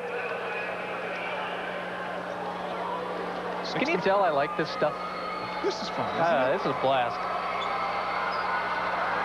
All those cold nights out on the prairie. Oh, not this year, though. This was great. It was beautiful, wasn't it? Last year we got snowed on twice and rained on once. This year, just a little drizzle on one Friday. That was it. Eric West is probably just going to kick this one as hard as he can right into the, well, maybe as soft as he can right into the line of the Wall Eagles. But that's an excellent heads-up play, though, by the Wall gentleman with number 61 who jumped on top of that ball, because by just falling straight down, it doesn't tick off on the clock. Garrett Bryan is number 61 who made the play, made the catch on the kick.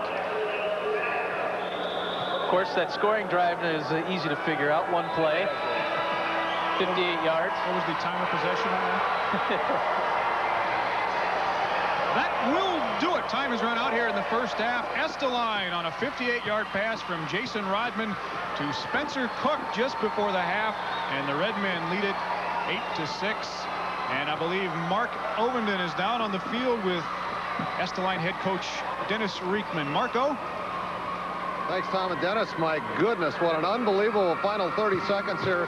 You you got to be thrilled not only to be ahead, but you've really been outplayed through the whole first half, and to score and to take the lead in the locker room is a huge boost. Yeah, our defense has been on the field way too long. We just got tired towards the end of that half, and they were able to get it into the end zone. And we knew we'd have one play at least, and Jason almost broke it on the kickoff, and so we went for the marbles, and it worked. I guess he kind of proves the fact that with Jason Rodman on the field, you really, truly can score from anywhere. Yeah, Jason's a good, versatile athlete, and we can put him at quarterback, and we can put him at running back, wherever, and he really helps us a lot. But that was a great catch by Spencer Cook, and we'll take it. And Spencer's fine. He was the kid that had the wind knocked out of him. Yeah, he just really had the wind knocked out of him. He just wanted to know if we stopped him on the first down or not. That's all he was concerned about. But he had the wind knocked out, but he's okay. Now, which set on offense are you going to use the most here in the third quarter? Well, we're hoping to get to the running game, because now we're ahead. We want to grind out the clock, and that's what we're good at once we get in the flow of the game. But they play very well on defense, so we'll have to see what happens. Well, great first half then. Yeah, it was tremendous 20 seconds. I saw that little smirk on your face on the sideline. Yeah, it was great. I'm glad we're back up on top now. All right. Head to the locker room and talk to your kids. Our score at halftime, 8-6, and contrary to Lee, who seems to like these no scores at halftime, I love this kind of football. It's 8-6, and we've got a lot more excitement for you. Stay with us. The mighty Eagles are flying high. The Wall Eagles have made their flight to the Dome and are perched to win the 9B championship. Everyone in Wall is rooting the Eagles on to victory. The Eagles, working hard all season to finally reach the championship game. The entire community of Wall is behind the Eagles 100%, and they're so proud of their team. Good luck and go Eagles. Win or lose, the Eagles always soar high in Wall. This message brought to you by these Eagle supporters: Clark's Food Center, Wall Auto Livery, Wall Drug, Wall Trading Post, Cactus Cafe and Lounge, Ann's Flowers, Estes Building Center, Badlands Bar, Dakota Mill and Grain, Wesco Home Center, Wall Dairy Queen, Foster's Texaco, Kitterman Ready Mix, Golden West Telecommunications Cooperative, and West River Electric Association. Go Eagles! There is a symbol that stands for the togetherness of all people. It is the circle. To the Lakota, it represents life, timeless, flowing, with no beginning and no end. If our circle becomes broken, we must mend it. I want each of you to remember this. Keep your circle strong. Say no to drugs and alcohol.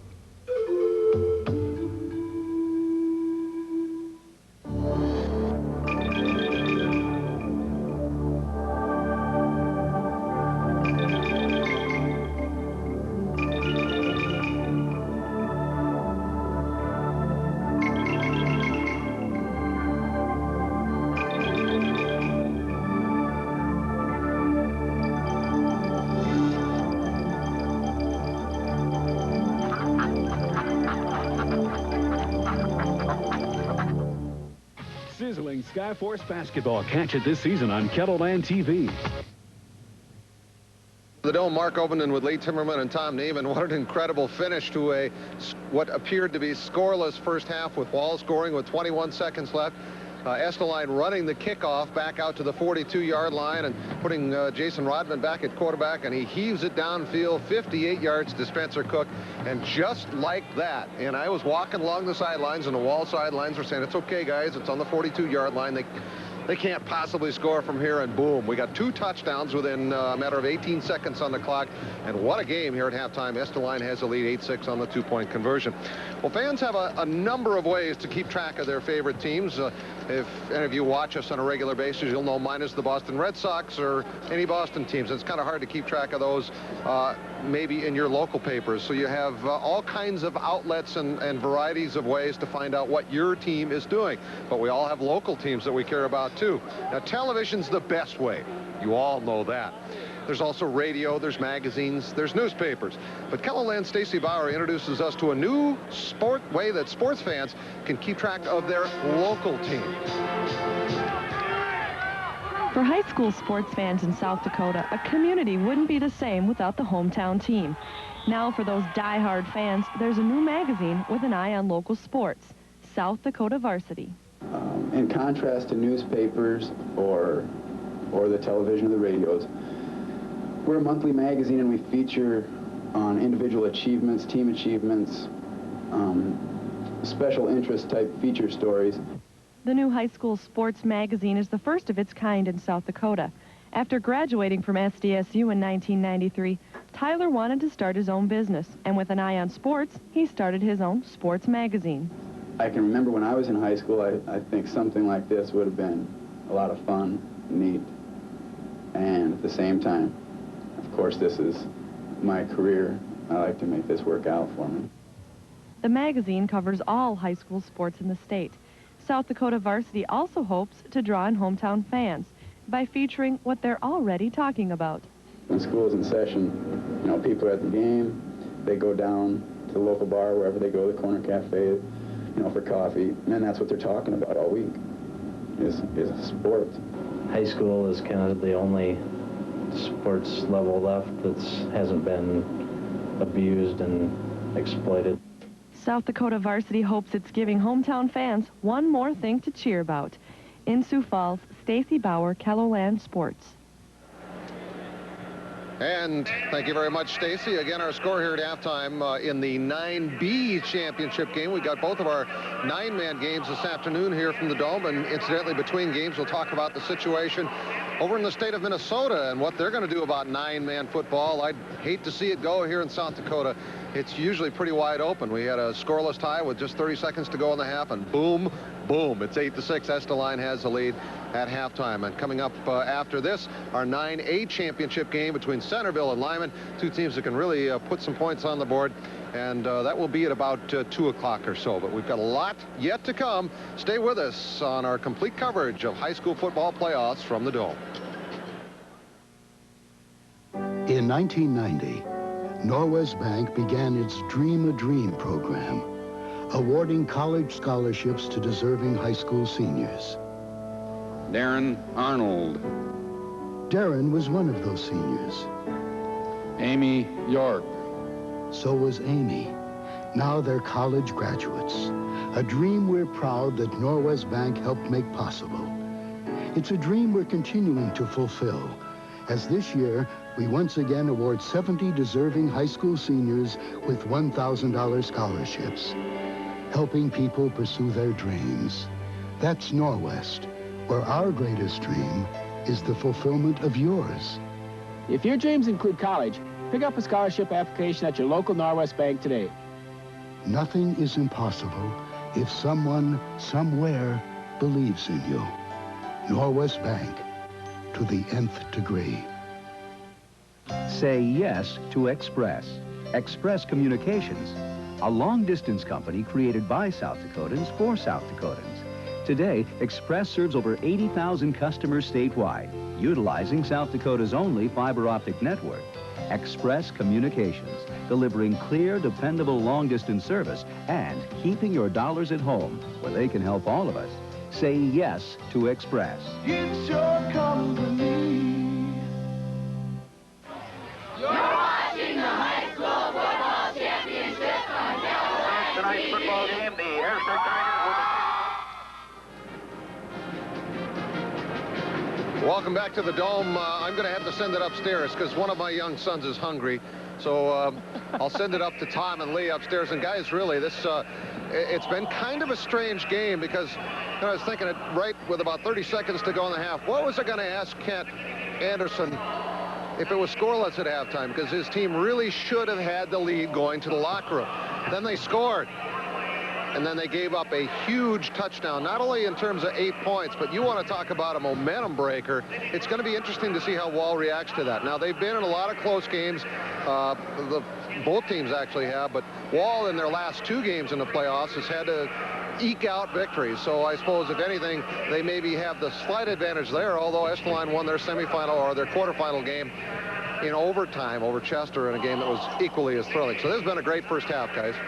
All right, thank you, Mark. As Mr. Open, a hot dog, Mark. You don't have to blame it on your kid. Yeah. And as long, let's just set the record straight. I didn't say I want a 0-0 game. I said I like defenses, watching defenses that play well. Hey, does he look hungry or what? Don't you blame it on me. He's the one that wants the hot dog. He's fine. You look a little peaked. You better go grab some hot dogs. Nathan, are you hungry? Shake your head yes. See, it's not me. Please. Yeah, but let's talk a little bit about Wall in that Harding County game. Oh, yeah, talk about come from behind. That was a 16-15 contest, and it wasn't decided until the very last point after attempt of the ball game. Harding County scored to get within 16-15 on Wall, and Wall blocked the extra point kick attempt by Harding County to win that game 16-15 in the second round of the playoffs. Of course, Harding County, the defending champion from last year, but Wall comes in at 11-0, and they trail at halftime 8-6 to Estelline. Of course, a little bit surprised that both teams have more passing yards than running yards. We thought it was going to come out and be power football both ways, but they've been throwing the ball. Yeah, we'll look at the halftime stats right after we say this first, where the 1994 high school football championships is being conducted, of course, under the auspices of the South Dakota High School Activities Association. Here are the numbers, Tom. You mentioned it. It is a little odd. Both teams have more passing yards than rushing yards. Borgie's been busy with his pen, and this is what he has. 71 rushing yards for Estelline, 95 on the pass. Of course, the big one, the 58-yarder, Rodman to Spencer Cook for the touchdown. But that is odd. Both teams like to run more than pass, but it's been the pass that is working, meaning the defenses are doing the job. The 2 turnovers so far against Estelline have not really hurt as far as points go. Wall turned the ball over once. 2 penalties, a clean game as far as that. Estelline with the time of possession advantage, 12:04 to 7:56. But yeah, those are odd numbers, I would think. Especially with Wall. I mean, we just have to keep mentioning it because we came to the Dome. We made calls before we got to the Dome over the last week. Everybody said Wall will come out. They will run the ball, run the ball, run the ball, run the ball, run the ball, maybe pass, and then run the ball some more to the right side. But what, 67 yards rushing, 90-some passing.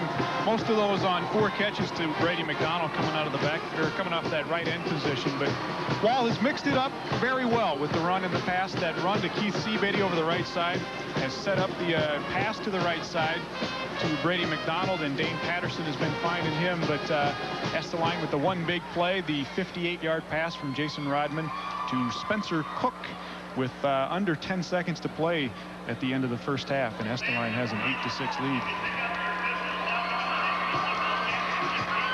Wall is back out on the field just to get things limbered up, get ready to go again. The Estelline Redmen also coming back out in the field after their halftime chats. We are going to take a break. We're approaching kickoff of the second half in the 9B championship game. Estelline leads Wall at the half, 8-6, and we're back after this. I'm Tom Allen. At Western Dakota Tech, our activity-based courses make sure you have the skills employers are demanding.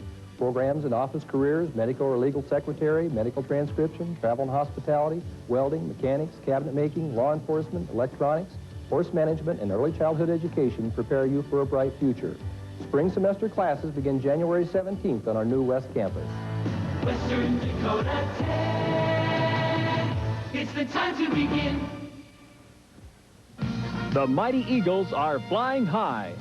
The Wall Eagles have made their flight to the Dome and are perched to win the 9B championship. Everyone in Wall is rooting the Eagles on to victory. The Eagles, working hard all season to finally reach the championship game. The entire community of Wall is behind the Eagles 100%, and they're so proud of their team. Good luck and go Eagles. Win or lose, the Eagles always soar high in Wall.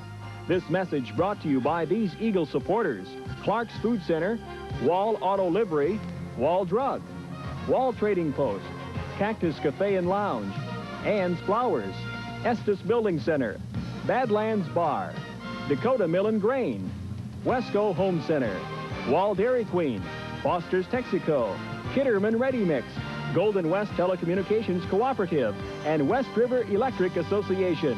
Go Eagles! The saying, once a C-section, always a C-section, is no longer true. We'll look at what options and alternatives are available to women on Eye on Kettleland tonight. Well, welcome back to the Dome. Again, our score here at halftime, 8-6, Wall trailing. And Kent, I was ready to collar you at the end of the first half, and kaboom, Estelline goes all the way down the field. You must have kind of mixed feelings, because you did really dominate the first half. We did. We had great field position the whole first half. We didn't take advantage of it. I feel we're not executing all the way to 100%. We're executing well at times, but not good enough to get that thing in the end zone. And you give a team enough chances, they're going to come back on you. Your passing attack, very, very impressive. I think we all thought it would be a ground chuck offense out here, and it hasn't been that case at all. They did a pretty good job on our run. We can get a few yards here and there. We're trying to catch them off guard, pass more. We have a decent passing game, but we haven't ran a lot this year because we haven't had to. But it's always been there, and we need to come out and mix it up well, start executing the way we can execute, and take it from there. How much of a backbreaker was that play at the end of the first half for your kids in the locker room? They kind of in a state of shock or what? Yeah, they are a little bit. I had to get on them a little bit, but this is what we've been in all year. 4 close games. We went behind. They come back, they show character, and somehow get the win. Hopefully we can do that again. We talked about that earlier, the fact that you've been in so many close games. Maybe this won't be as big a factor for your kids as if you've been in a lot of blowouts and we're used to being way ahead. Chances are, no, it won't be a big factor, but we've dominated the first half, I felt, having the ball control, and we haven't taken advantage of it. We haven't been in that situation that much, though. The games that were close, they've been pretty even, so I think we'll come out and be all right. Kids have a lot of character, and we'll get through it. Okay, good luck in the second half. Again, our score 8-6, back with the second half right after this.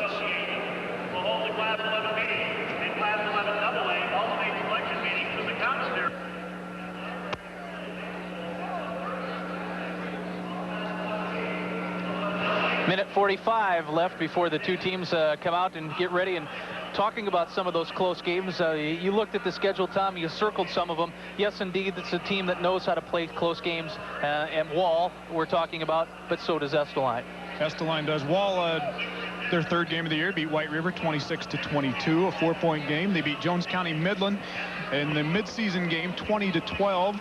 In the playoffs, they beat Harding County. We talked a little bit about 16-15. They beat Harding County. And then in the semifinal game to get here to the Dome, Wall beat Tripp Delmont 14-12. So yeah, they've been in games like this. Estelline just about the same way in the playoffs. The second game of the playoffs, they were down 16-0 to Chester, and Estelline came back, scored twice in the fourth quarter to tie it up, and then went into overtime to beat Chester 24-22. One of the interesting things in that game, I think, is Coach Riekman. You see him right there in the middle of your screen. He said at halftime, down 16-0, he went in, and I think the kids might have expected a little chewing or a little this or that. He said, hey, I'm proud of you guys. We've had what we've done this year. We came back from an 0-2. We're in the playoffs. We're playing Chester. Go out, play hard. I'm proud of the way you guys have played so far, and this team responded. Really, from our standpoint, not a big emotional swing one way or the other. Uncle Mo is not sitting on either sideline right now. The big play, yeah, it hurts when Estelline goes in right before the half. But hey, Wall, like Ken Anderson said, they really did dominate the first half. Just maybe didn't execute on a few plays where they could have. They could have kept drives alive. But right in the ball game, we'll practically start over. Estelline with an 8-6 lead as we get ready to kick it off in the second half. And I believe which team sets up and establishes the rush first, or if a team can in this second half, will be the team that wins. Expect it to get more conservative second half? I'm just surprised we saw so many pass plays, to tell you the truth. And I think both coaches would like to be able to run the ball a little bit more and establish some things on an offense, get a drive going, not having to rely on a big play. But that's what the defenses took away in the first half. But I still think that the team that rushes better in the second half is going to win. We'll see. 82 is Brady McDonald, big 6'4" junior from Wall, and he will kick it off to get us started in the second half. Spencer Cook and Jason Sodoff are deep to receive for Estelline. Kind of the situation we were in just before the half.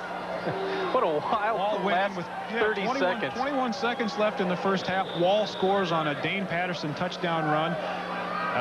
Estelline takes the kickoff. Jason Rodman returns the reverse to the 42-yard line, and then Rodman hits Spencer Cook with a 58-yard touchdown pass. They get the 2-point conversion. Estelline up 8-6, and we're underway second half. Cook this time fakes to Rodman. He's going to keep it, and he's brought down inside his own 20 at about the 17-18-yard line, and that's where Estelline sets up to start the second half. Dustin Lurs, number 72, is one of the players for the Eagles down there, messing up that particular play. Cook didn't have much room. There was more blue on that side than there was white and red.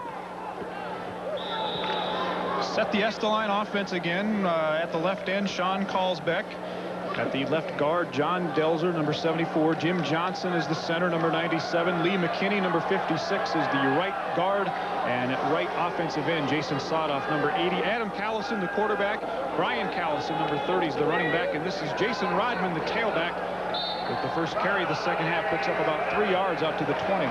Just to show you how unexpected the more passing yards than rushing yards were for Estelline in the first half. As a team coming into this game, they had a total of 2,134 yards rushing. And you take a look at their total yards, there's just about 150 yards difference. So the entire season, they had about 150 yards passing or so when you take the negative yards and everything. But that's how lopsided it was, and that's how odd it was that Estelline threw for more yardage than it ran. Rodman fumble. 4 on first down. Are they going to call it a fumble or not? Or was he down? Yes. Turnover. Wow. Brian Callison coughed it up. Number 40 is Mark Foskey, and he was all over it. So Estelline turns it over for the 3rd time in the ball game. Here's another look at it. The ball was there. It was knocked away. And Foskey jumps up on it. Who was it? 72. Was it Dirt? Yeah, you will see it. It is Lurs, Dustin Lurs, I believe. 72, forcing the fumble, and Foskey jumped right on top of it. Ball takes over at the Estelline 24. Patterson wants to throw. He's got Brady McDonald again. Got it up high to the big fella, but he had 2 men on him who hit him right at the point of contact. Rodman was there, and number 7 is Crine. Crine, yes. The senior defensive outside linebacker, defensive back, whatever you want to call it in this 4-4 defense. Yeah, he's both of those and more. It'll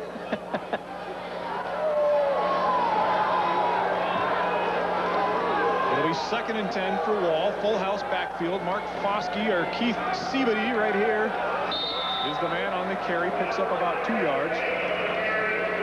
Estelline has really shut that play down. Seabady gained a couple of yards early on in the ball game, but that is the play that Coach Anderson says we really need to establish in order to be effective. Well, so far we've seen the team become effective without that play, but that is the off tackle right, or off guard right, I guess, that the Eagles want to run.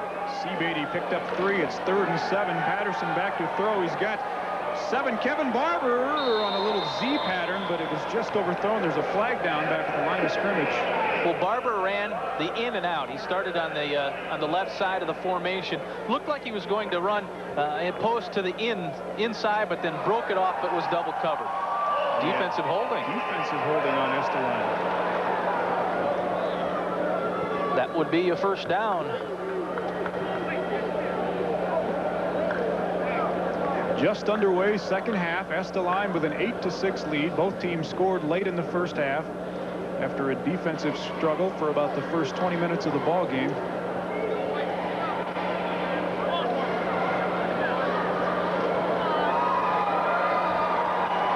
So the hold will put a fresh set of downs from the 11.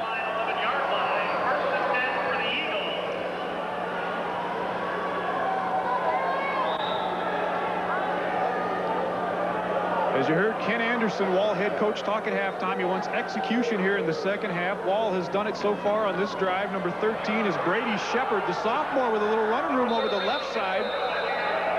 As they ran over Dusty Baxter and George Deering on the left side of the Wall line that time. Brady Shepard down to about the 8-yard line. 43rd time Shepard's carried the ball from line of scrimmage. He has 184 yards and a 5-yard average. So well, he's not new to the offense by no means. It'll be 2nd and 7. Wall can pick up a first down. The first down marker just outside the 1-yard line. Dane Patterson sets him down. This time they give to Seabady over the right side. Nothing there. That's just a play that has not worked well because Lee Kinney, number 56, the senior left defensive end, has been shutting it down. Kinney was there along with number 55, Joey Rust. The penetration, then the read, and then the play. Excellent job by Lee Kinney, whose dad is the athletic director. And I believe Coach Reekman also said that Mr. Kinney is on the board of control for Estelline. 3rd down and 7. Dane Patterson back to pass. He's got Brady McDonald in the end zone. Touchdown, Wall.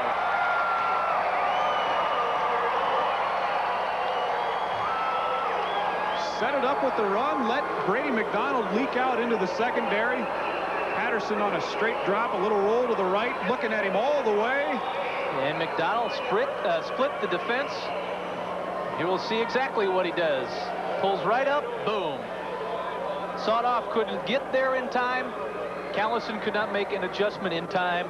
That is 6 points, and the lead goes back to Wall. 8:23 to play, 3rd quarter. The Wall Eagles have just taken a 12-8 lead. They'll try to make it 14 with the 2-point conversion. Full house backfield. They fake to see Beatty. Patterson, he's got McDonald again, and McDonald goes up and brings it down to give Wall a 14-8 lead. So with 8:23 to play, 3rd quarter, there's your score. We'll be back. Does your family love to go out dancing? LeSabre, the full-size car that swept the IntelliChoice Awards for 95 unbeatable style, loaded with luxury, all for under $21,000. For the highest in customer satisfaction, see your quality Buick dealer.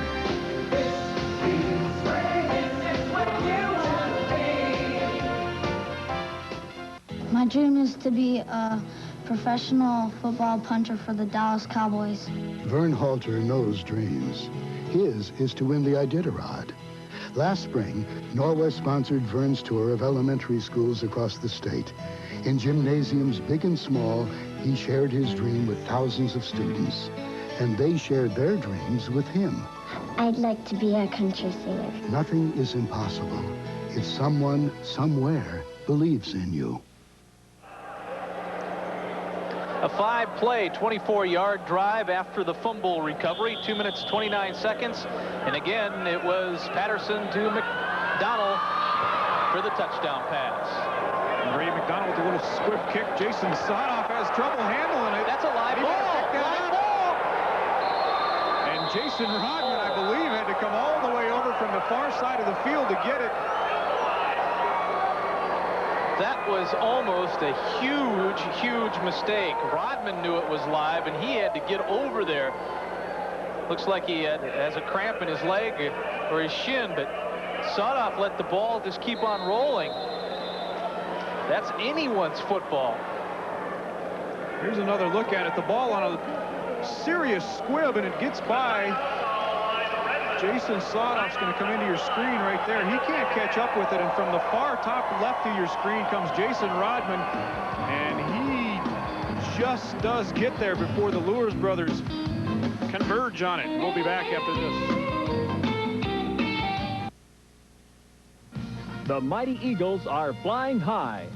The Wall Eagles have made their flight to the Dome and are perched to win the 9B championship.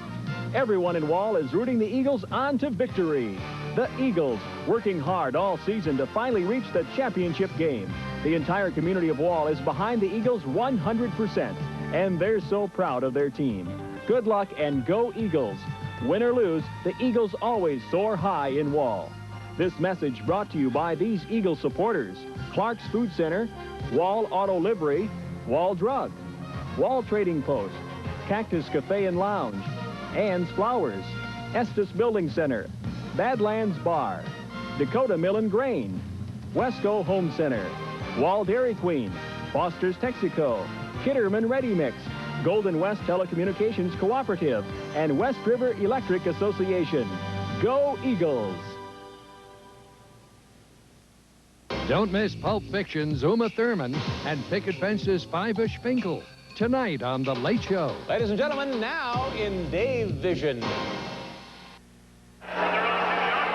You see Estelline pinned back at their 2-yard line.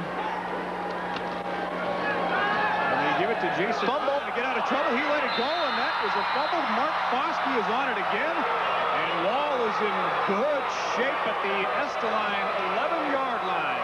Loose balls belong to Foskey. The second possession in a row, or drive in a row, that has ended this way. Rodman this time hit, And the ball comes out as Rodman tried to spin, it looked like, gain a couple of extra yards, and Foskey falls right on top of it, right on top of the 10.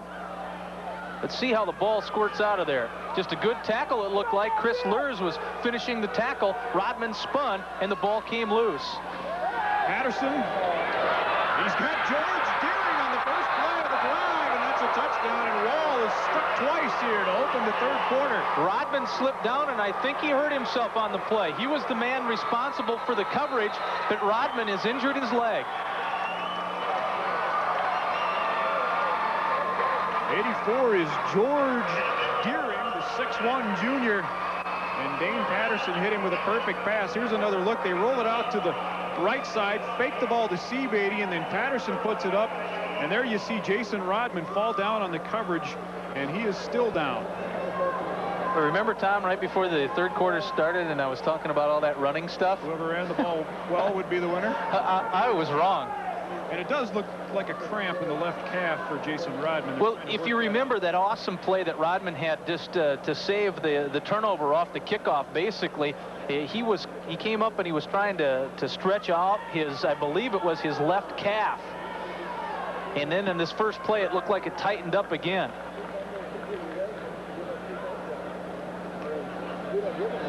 It looks like they're trying to loosen up the left calf of Jason Rodman, and that's smart. You can see the pain. Yeah, you saw in the replay how he just went down like a shot. The coverage was not really blown per se, but the injury prevented him getting out on George Deering. And Dane Patterson has had a hand in all 3 Wall touchdowns. He snuck in on a 1-yard run in the first half to give Wall a 6-0 lead, and then Patterson has 2 touchdown passes here in the third quarter, one to Brady McDonald, and then that one to George Deering, and all of a sudden Wall has a 20-8 lead. They'll attempt the 2-point conversion or the extra point conversion after they attend to Jason Rodman, who's down on the field with a what looks like a calf that is just having some spasms on him at the minute. One play, of course, on the scoring drive, and the touchdown came just 23 seconds after the other one. Time of possession on the drive there was just, if you want to call it a drive, the quick hit. The one touchdown was 17 seconds, that 10-yard pass. No, I don't know. Nope, it's tightened up again. It looked like it locked up. Rodman was trying to get up, and it locked up once again. As they attended Jason Rodman, a reminder to join us tonight at 7 o'clock Central Time for the DeKalb pregame show. That will lead into the 11A championship tonight between the Douglas Patriots and the West Central Trojans. That's the DeKalb pregame show tonight at 7 o'clock. And then game time is 7:30 as Jason Rodman walks off the field with that cramp in his left calf. We'll most likely see him back before long. Here's another look at it. Right in the right-hand corner of your screen, you see Rodman go down, and that cramp just took his leg away from him. No way he was going to get out and make the defense of George Deering. Here's the 2-point conversion. Patterson on the keeper, and he is going to get in. Flag on the play. To give this looks like it's in the holding range. Good call, sir. That was, you can just guess, just yell holding. Whenever you see a flag come flying into the middle, just go, someone held, and that's what happened. So another chance at the untimed down in the 2-point conversion. 8 minutes to play, third quarter. On the offense, retry for point, 10-yard penalty. They'll back it up 10 yards. Go from the 13. Try it again. We had a little trouble in the first half with the microphone on the referees, but apparently that is back. So Wall will do it again from the 13-yard line. Dane Patterson, the quarterback. Kevin Barber is the flanker to the right. Seabeatty and Foskey in the backfield. And Patterson wants Barber. He's in the corner of the end zone. Did he get it? No, he was out of bounds. So after the successful conversion and the penalty, Wall comes back. They can't convert. And And that leaves Wall with the 20-8 lead on Estelline. 8 minutes to go, third quarter. And with Wall's defense and the way that they've played, other than the one big play, this looks like a huge lead of 12 points. 2 touchdowns away. But of course, as we saw, Estelline can strike in a hurry too, as they did just before the half on the Rodman to Spencer Cook pass. And you got to believe that Coach Dennis Reekman had a little talk to Jason Sodoff about fielding this kickoff. I think it was just a case where Jason just forgot, you know, the punts. That's what it appeared to be. I guess you can't exactly think for Jason, but you know, the punts.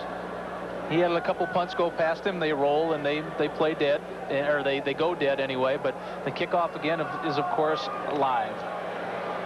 Back this time to receive for Estelline are number 18 Spencer Cook, and number 17 is Eric Klinker, a sophomore for Estelline. Brady McDonald will do the kicking again.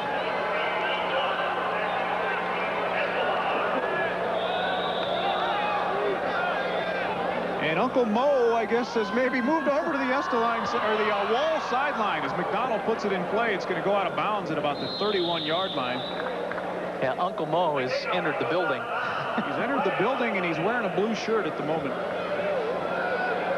It's still 8 minutes left of the third quarter. This is the 9B championship game. Centerville and Lyman will tee it up later this afternoon on KELOLAND TV. Centerville 10-1, Lyman 10-1. For the 9A championship. Whether you want to re-kick or take the ball. Okay, got illegal procedure on the butt. It'll be on the 35-yard line, first down. The penalty declined.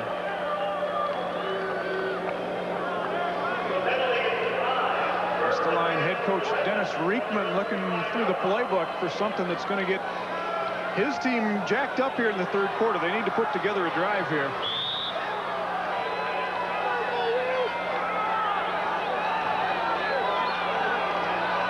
So from their own 35, Estelline sets up shop. They give it up the middle.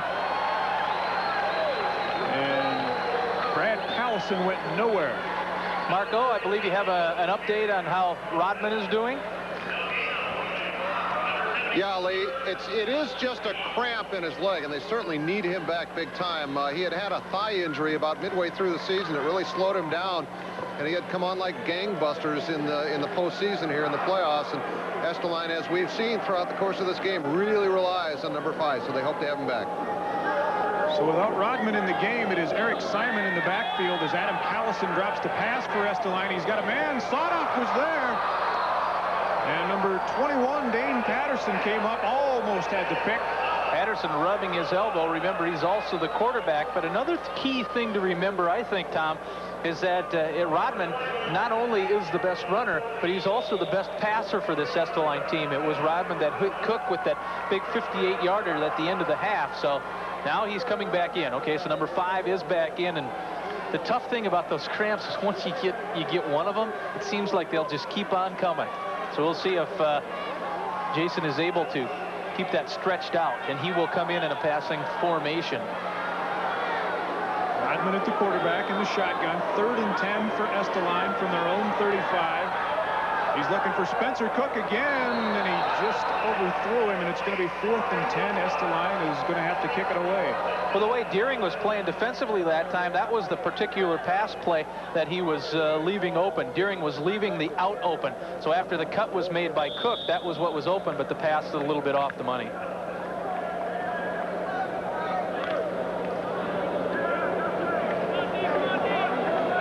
So Spencer Cook will drop back to I think this is a key punt. I think Estelline needs to win a battle of field possession here. Top of your screen, 82 is Brady McDonald. Almost got in there and got a hand on it again.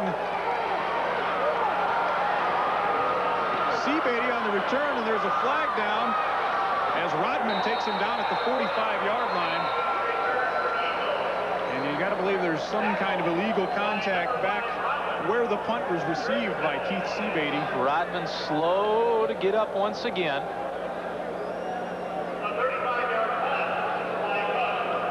Generally an illegal block of some sort, or a push in the back, or a clip. Okay, let's bring it back. We got a clip on the blue. It'll be Blues ball, first down. That's a from the spot of the foul. So it'll be 15 yards marked off from where the flag is sitting on the 37. So really, I think that was a big key swing with that penalty after the nice run back from Seabeatty negated. This was the type of a mini battle within the game that I think Estelline really needed, Tom. I think Estelline needed the ball to be back in Wall zone territory. So Wall will set up from their own 22. First and 10, 7:03 to play. Third quarter, Wall sitting on a 20-8 lead, and they give it to Keith Seabeatty over the right side, and he picks up pretty good yardage. A gain of about 5. And again for Wall, the run sets up the pass. Except today. You want to reiterate that prediction from? No, I was wrong. I'll just admit it. But you haven't. I mean, but you haven't been. That run to Seabeatty has really, the fake to him has set up not only the pass. That's the play action off of it. On the right side, but also back to Deering off the left end. Play was stopped momentarily as Cook came up slowly, and I believe he's looking at his right hand or his right finger. That's because he has a contact in his hand. He hopes. Yes. 2nd and 5 for the Wall Eagles. Their own 26-yard line. Dane Patterson sets him down. Mark Foskey, Jeremy Paulson, actually Brady Shepard. This is Brady Shepard out of the backfield from the right halfback position. He picks up good yardage. Looks like it's going to be a first down for Wall. Shepard, a 6-foot, 160-pound sophomore. You show the right side formation, the formation in which has been Wall's play all year long. We've talked about it. And then you just cut. In this instance, Shepard back off across it on the right side. There's less people over there because the flow of the play is off to the defense's left, and it's a nice gain.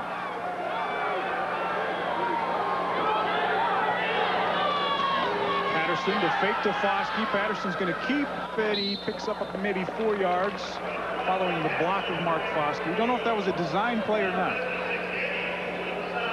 Could have been a quarterback read if Patterson sees something which he likes in the flow of the linebackers. Maybe it was his choice just to follow his center right back up the middle, which was a good call. Anytime you can get what, long 3 yards, almost 4. 2nd down, 6. Wall from their own 37. They come back to Brady Shepard. Was that 13 or 33? I think it was Eisenbrown, Chad Eisenbrown, the junior. You are correct, sir. 5'11", 135-pound back. He has a couple of touchdowns on the year, over 200 yards on the ground on the year. And one thing I think this is, it's good is like Paulson and Seabeatty, the people getting the rest right now, are also defensive players for Wall. So not only do you get your other running backs into the game, but you get some of your key defenders an extra chance for a breath or two. Shepard, Eisenbrown, and Foskey in the backfield. This is Chad Eisenbrown around the right side. Gets a good block out there, but the ball is loose. Callison's on top of it. Callison has it for Estelline. Just a case of where it popped right out. Eisenbrown didn't get really hit. It just popped out. And then dropping right out on top of it is Brian Callison, the #1 tackler for total tackles on the team. Let's just see if he's, I think the ball just scoots right out of here. Bloop. Got to keep the point of it tucked right in there underneath the elbow, underneath the shoulder. The arm got a little loose from the body, and the ball popped straight up. So a break for the Estelline Redmen, trailing 20-8, 4 minutes, 30 seconds to play, third quarter. And they will come out with Adam Callison, that is, excuse me, a quarterback, sets him down, gives to Jason Rodman over the right side, spins for maybe 2 yards. I just think back of the way that ball came out of Eisenbrown. How many times do you remember getting yelled at from running the ball by coaches over the years? Keep that thing tucked in. Oh, you was probably that loaf of bread running style that you had, no? Not cupping it over the end like you were told. I didn't have a running style. I had more of a waddle style. I'm a very slow individual, Tom. 71, Chris Lures was in on the tackle there. Even when I was young and fast, I was very slow. It'll be 2nd and 8 for Estelline from the Wall 38.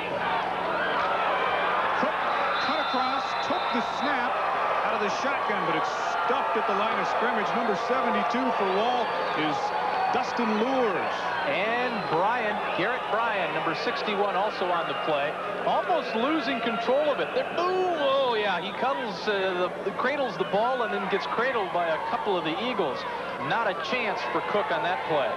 Garrett Bryan, the big 6'4", 225-pounder, fought off the block of Sean Carlsbeck. Carlsbeck giving up 40 pounds on that matchup. Joey Rust, number 55, is in on the offensive line now for Estelline. So on 3rd and 12, Jason Rodman out of the shotgun. He's got Spencer Cook on the right side. Now he's got plenty of room in the middle of the field. Rodman tries to cut it to the outside. Nice move to the middle of the field. First down and much more for Jason Rodman. Rodman getting up slow once again, but 2 excellent decisions made by Rodman on that particular play. First, the decision to see, hey, the middle's wide open, I can go for it. The second was the cutback.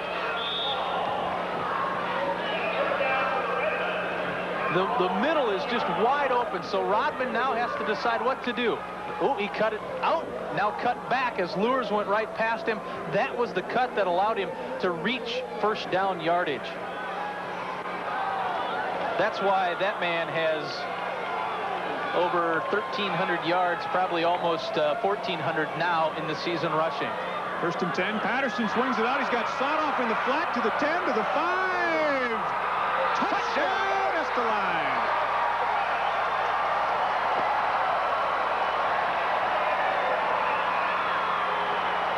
So the Redmen take the fumble. And on this play from Jason Rodman to Jason Sodoff, the Redmen have cut the lead to a touchdown. Sodoff breaks 1 tackle, breaks another one at the 5, and then Dane Patterson can't quite keep him out of the end zone, and it's 20-14. Wall hanging on to the lead. Estelline trying to cut into it some more with the 2-point conversion. Adam Callison sets him down from the 3. The fake to Jason Rodman. And he's got Carlsbeck in the end zone. And that is 2, and it's 20-16 Wall. All 3 touchdowns here in the second half came after the defense made some plays. That is, i.e. a fumble recovery. For Wall, it was Mark Foskey twice jumping on loose balls. And then it was Brian Callison for Estelline that recovered that fumble. And then the Redmen did an excellent job and a nice pass play and sought off with good individual and second effort to get in from 21 yards out. It was a 40-yard drive, I believe, in 4 plays.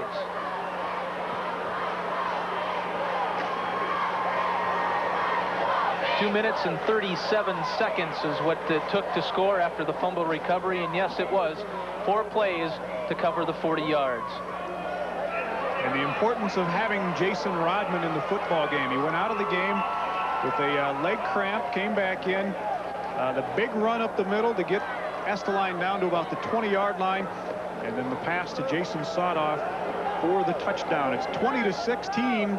Wall with the lead over Estelline. 2:13 to play, 3rd quarter in this 9B championship game. I always thought that was probably the most important stat when all things were said and done was turnovers in a game, and it's been turnovers that have led to every touchdown. Boy, Lurs was bobbing a little bit, but Chris did gain control.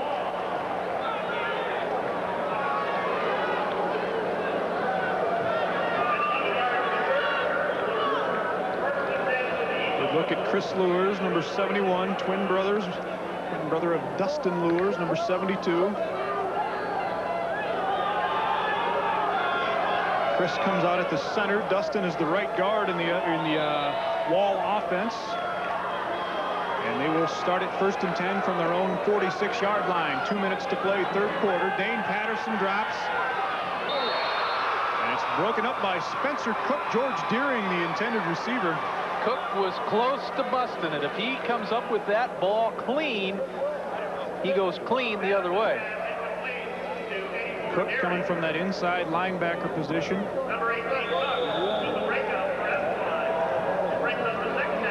Here's another look at it. Deering comes all the way from that left side of the line, and Cook was saying, oh, man, I thought I had one there. A lot of green carpet in front of him if he would have hung on, but it's 2nd and 10 after the incompletion. Ball comes out in the full house, and here is Keith Seabeatty over the right side. Great play to bring him down in the backfield. Number 7 is Roger Crine.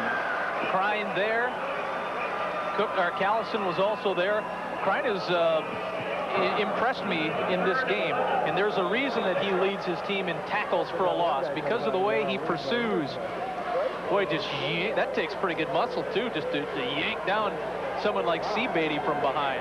Crine, not a big kid, listed at only 145, but he makes the muscle play there to make it 3rd and 11 for Wall from their own 45-yard line. Dane Patterson wants to throw, and he's looking at number 82. Brady Anderson cut it up, and now he's got Deering over the middle, but it was just underthrown. And I think Patterson's hand, it may have been hit as he threw that, but he made an excellent adjustment. He wanted to go big. He wanted to go to McDonald deep off the pump fake. He was double covered, checked back off to his second receiver, Deering.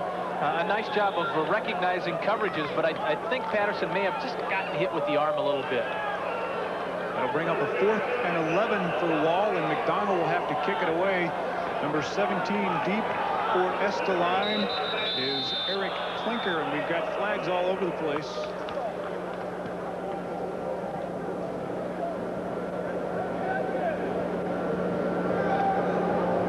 Someone lined up. Nope, movement.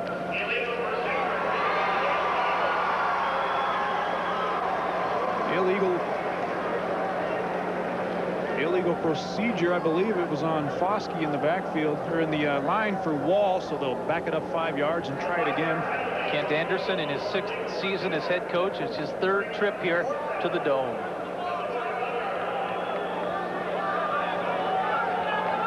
It's a darn good average, isn't it?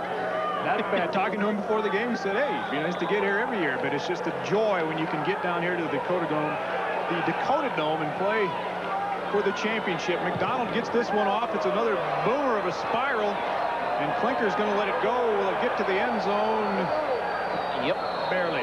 Look where it stops. About a half yard in.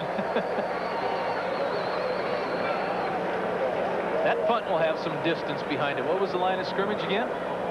59-yard punt, which ties Jay Schroeder's longest one in a 9B title game back in 1981 with Bridgewater. So that is a record. And you see the Estelline coaches over there on the sideline. That's happened a number of times in the ball game where the punt has just gone over the head of the receiver, and he's telling him to back up maybe 5 more yards, come up and receive that ball, so we don't pin ourselves deep like this. But Estelline takes over with 1 minute even to play in the 3rd quarter. Estelline trailing Wall 20-16. This is Jason Rodman out of the shotgun. He's going to run it for a gain of maybe a yard. Under a minute left in the 3rd. Boy, it's been a wild 3rd quarter, hasn't it? Wall came out, struck twice quick to start the 3rd quarter. Dane Patterson on a touchdown pass to Brady McDonald, and then after a turnover, Patterson comes right back on the first play, goes to George Deering to put Wall up 20-8, or 20-6 rather. 20-8, excuse me, I'll get it right. Estelline comes back and scores on a Jason Rodman touchdown pass, and here is Rodman again on 2nd and 10. He wants to run it, and he's going to be dropped for a loss on a pop. I believe at home you can hear the pads on that one. 1 white jersey, 3 blue jerseys, only 1 little space here at the Dome, all trying to occupy it at the same time. Dustin Lures was in on the tackle. You hear the buzzer to signal the end of 3 quarters here at the Dome in the 9B championship game. We got a good one. Wall leads it by 4. Join us after this. My dream is to become an actress. Vern Halter knows dreams. His is to win the Iditarod. Last spring, Norwest sponsored Vern's tour of elementary schools across the state. In gymnasiums big and small, he shared his dream with thousands of students, and they shared their dreams with him. My dream is to be a baseball player for the Chicago White Sox. Nothing is impossible if someone, somewhere, believes in you. The traditional Lakota family circle is called Tioshpaye and means extended family. People who are there to support you throughout your life. It includes aunties, uncles, grandparents, and cousins. And for some Native American children, the Tioshpaye includes St. Joseph's Indian School, sharing in the responsibility of supporting Native American youth since 1927. Don't miss Pulp Fiction's Uma Thurman and Picket Fence's Five-ish Finkel tonight on The Late Show. Ladies and gentlemen, now in Dave Vision. All right, don't go away. You might miss something. You see the score, Wall with a 4-point lead on Estelline as we start the fourth quarter of this championship game in Class 9B. Momentum has swung back to the Estelline side a bit here at the end of the third quarter, Lee Timmerman. Yeah, 4-point contest. Estelline with a good job of coming back after being down, as you mentioned, Tom, in the game, 20-8. Third down and 11. Rodman looking for somebody to throw to. Can't find anyone, and he's going to be dropped for a loss at his own 14-yard line. That is a coverage play. A terrific job on the coverage as Rodman got drilled pretty hard again. Rodman had no place to go, and you could really look at Jason and kind of try and get into his mind going, oh, I don't want to run this because I can't make it. Two guys coming, and he tried to pull up, spot someone else, and that's when he got popped again. And you see that cramp that has him frustrated, as you can clearly see there. He's been bothered by that most of the ball game. Well, a player of his caliber to have his last high school football game kind of turn into one where he's been banged up so much. I think he may have been mad at the hit. It was Dustin Lures again with the hit on Jason Rodman. And they can't get the punt off. Cook has to tuck it under and run. And either way, they're going to get the ball, but they pick it up inside the Estelline 20-yard line. It just didn't matter on that particular play. And that fumble also sets a record as Estelline, it's the fourth time they have lost a fumble. Cook could not get the play off, the punt off, I should say. There was a good job, number 56 jumping in there. That's Chad Shoney. Or no, excuse me, Dusty Baxter. Chad Shoney would be the guy next up to him on the list. Again, it was Dustin Lures that made the hit that jarred the ball loose. Here's Keith Seabeatty, and he gets inside the 15-yard line. And turnovers have led to points, directly to points in this ball game. Every time so far. Oh, not every time. Close to 3. There's Seabeatty down on the fake grass.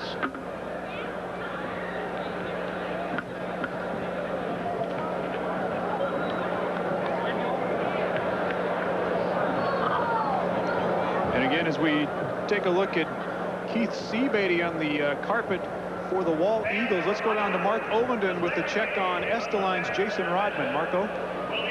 Tom, part of the problem here is in a 9-man game where you're the guy on your team and you're playing both ways, is you're never out of the game long enough to get fluids. And I think that's probably the big key with the cramping problems that Jason Rodman is also experiencing here. His second time that he's gone down.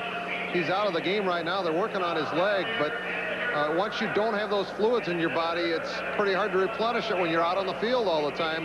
I've seen this year after year, guys, and I think the hard turf here may have a little something to do with it too. But Rodman goes both ways for his team, and actually he's got to stay out of the game for a little while to get some fluid back into his body, or he just will not be able to perform. As for Seabeatty, hard to tell if that's the problem with him. It looks like he may also have a cramp.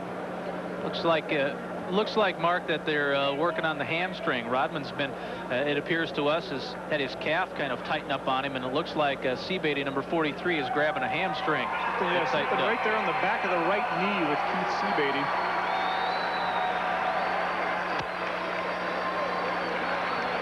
And he is up under his own power, limping a bit on that right knee. Here's the stats through 3 quarters in this one, and again for Wall, it's still interesting. More yards passing than rushing. Estelline over 100 yards rushing, 95 time of possession even, but the turnovers, those 4 lost turnovers are what is hurting Estelline. That's a 9B record. All right, 2nd and 7 from the 15 for Wall. Dane Patterson on the keeper. Makes a nice little cutback, but he didn't pick up much yardage, maybe half a yard on the play. Rodman has carried the ball 18 times, Tom, in this game for 66 yards. Seabeatty, who just left with that cramp, 14 carries for 52 yards. And as you heard Mark O talk about it, the turf does have something to do with cramping up like that. Not hot in here today as you would associate with cramps, but the fluids, of course, as Mark talked about, you can't get enough in you when you're playing both ways, and that has affected Jason Rodman. And I think it was more of a knee injury than a cramp injury with Keith Seabeatty. But Wall sets him down on 3rd and 2, and they give it back on the left side. And this is Chad Eisenbrown, and Eisenbrown is in for the touchdown for Wall. Oh, he has to be so happy after the last fumble, the turnover that led to the touchdown for Estelline. And there's the junior pumping him up. He's fired up. He got into the end zone. Little misdirection play. They went to the right side. I think we're going to take another look at it. They fake to the right side, and then Eisenbrown out of that halfback spot comes to the left side. Showed excellent speed on this play, beating everyone to the corner. Steve Johnling just couldn't quite bring him down at the 5, and Eisenbrown gives Wall a 26-16 lead. The 2-point conversion attempt, Dane Patterson can't complete it to Kevin Barber, so it stays 26-16. Wall with the lead on Estelline. 9 minutes, 39 seconds to play in the ball game. There's your score in the 9B championship game.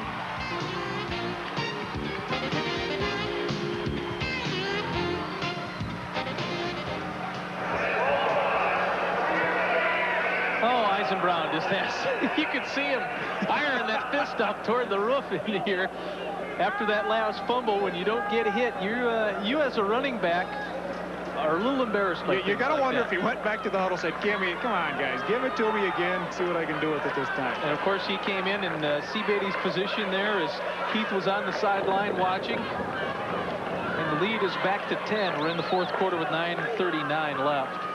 As you take a look at Jason Rodman, looking as if he's getting ready to re-enter the game. He's been taken out by cramps here in the second half, cramps in his left calf that have limited his action here in the second half. But without Rodman in there, Estelline struggles a little bit offensively against this tough Wall defense. So we'll see if he makes his return to the ball game. Brady McDonald is number 82 for Wall. He'll kick it off. Just under 10 minutes to play, 9:39 to play, 4th quarter between Wall and Estelline. 26-16 Eagles. And even though that wasn't a turnover on the 4th down, it was a turnover on downs, but the kind of the non-mix-up there, or the mix-up in that punt, and he needed a short touchdown drive. Jason Sodoff on the kickoff return, out over his own 20-yard line to about the 23, I think, is where they're going to spot it. So after that, 19 yards, 3 plays, scoring drive time of 1:19. That's what we've seen after the missed fumbles or the fumbles, Tom, in this game are touchdown drives that have been short, that have been quick, that are taking advantage of your opponent's mistakes. So Estelline trailing by 10. They'll set it up. They'll send 2 men right.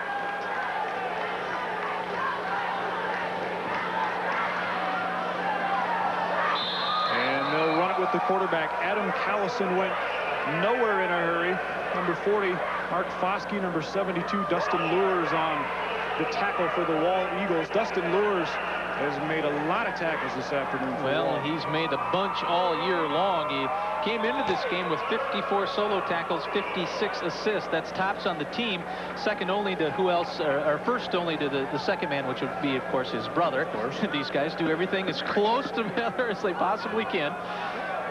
But 72 and 71 have been all over the place defensively. You saw Jason Rodman, number 5, come back in for Estelline. This is him. The pass swings it out to Sodoff, who picks up good yardage. Going to be a first down out over the 35-yard line for Estelline. As long as we're talking defense and talking about Wall, too, it's another thing we should mention. I believe, Tom, is that number 82, Brady McDonald, who's been all over the place in this game, has been starting on defense since the 8th grade. Brady, just a junior, 6'4", 247.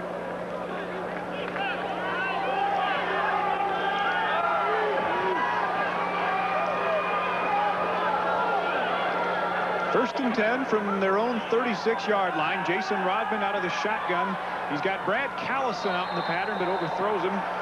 Bring up a 2nd and 10. One thing it's happened for almost the last quarter or so is the three-man front that Wall has been going on, meaning they're dropping that extra player back in pass coverage. You know, it's the old trade-off. You don't get quite as much push on the quarterback, but you get that extra man back in the coverage. 2nd and 10 for Estelline. 8 minutes, 13 seconds to play in the ball game. Rodman with 2 receivers split right, 1 to the left. He's got Spencer Cook out on the left side, and Cook brings it down for big yardage for Estelline. A 1st down and more inside the 40-yard line at about the 33 of Wall. That connection is clicked today for Estelline. Yeah, that was the one that went for the 58-yard touchdown pass. That was a very nice catch, too, because Cook was well covered. Rodman laid the ball right in the perfect spot. Rodman came out, Cook came out and made the catch. Here's Rodman's toss. The play covers 31 yards. Nice tight spiral. On the defense was Foskey. Foskey right there, and he cradles it on home. 1st and 10, Redmen from the Wall 34-yard line, we'll call it. Rodman in the tight shotgun. And he's looking for Jason Sotoff, who made the catch, and then Lurs was knocking it away on the way down. Lurs was there to slap it away before he could gain possession. They'll bring up a 2nd and 10 for Estelline. Under 8 minutes to play now. The nose guard, once Wall has gone to this 3-man front, for the most part has been Jeff Eisenbraun, a senior, 6-footer, 190 pounds. He wears number 10 right over the top of the ball. He's meeting ever so closely with Jim Johnson right there.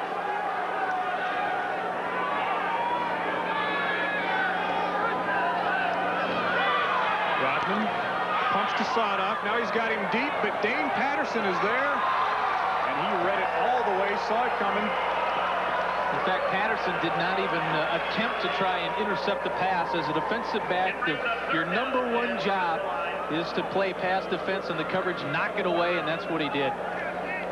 Sometimes by going for the ball, if you miss it, it slips between your hands or something as a defender. Maybe it comes right down to Sotoff. Patterson said not a chance on this one. He was all over the ball. Patterson playing the deep safety now here in the late goings. Wall with that more than a touchdown lead. Patterson about 20 yards off the ball. Patterson also deep safety. He's an excellent mountain biker. Rides mountain bikes in the summer. They go to races and the like. 3rd and long for the Redmen. Rodman wants to pass, but he's pressured and brought down for the sack by who else? Brady McDonald. He is all over the place. I like the way this kid plays football. We talked about him being a starter since the 8th grade.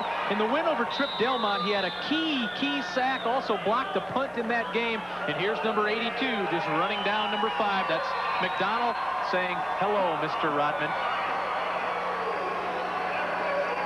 So with 7 minutes, 15 seconds to play, 4th quarter. Wall leading Estelline back to the Dome after you see this. I'm Tom Allen. At Western Dakota Tech, our activity-based courses make sure you have the skills employers are demanding. Programs in office careers, medical or legal secretary, medical transcription, travel and hospitality, welding, mechanics, cabinet making, law enforcement, electronics, horse management, and early childhood education prepare you for a bright future. Spring semester classes begin January 17th on our new West Campus. Western Dakota Tech. It's the time to begin.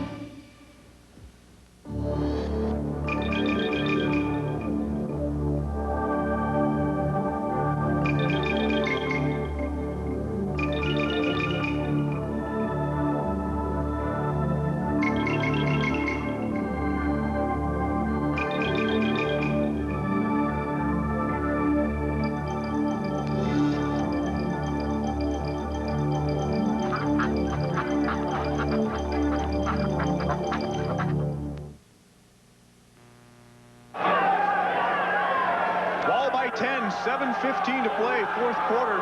4th and 10 for the Estelline Redmen from the Wall 42-yard line. Jason Rodman wants to throw, but he's going to run it. And there's just nowhere to go. The Wall defenders had the pass receivers covered up, and then they converge on Rodman as he tries to make the run, and he is down again. Yes, Dustin Lurs converged. Keith Seabeatty converged. Brady McDonald converged. And Rodman clubbed again. And they turned the ball over on downs. Dustin Lures and Jason Rodman have been knocking helmets on those kind of plays all afternoon. Lures getting the better of most of them. 26-16, Wall with the lead, 7:07 to play, fourth quarter. The Eagles take it over after the 4th down and out by Estelline, and Wall sets up at their own 42.5-yard line. 1st and 10, Dane Patterson, the quarterback. Seabeatty back in at running back, and they bucket back the other side to Jeremy Paulson, taken down hard by Spencer Cook. In the football book that says how to tackle, this is how to tackle. That's Landon McEwen. He is the man who had been the quarterback for most of the year. He has a broken hand or a hand injury. You can't explain. That's perfect. That's exactly what you need to do. Position, wrap, drive, set down. You see the soft cast on the left hand of Landon McEwen. Broke that hand about 2 weeks ago in the first round of the playoffs. So on 2nd down, the Eagles give it to Keith Seabeatty. A couple of yards over the right side. It'll bring up 3rd down and about 6.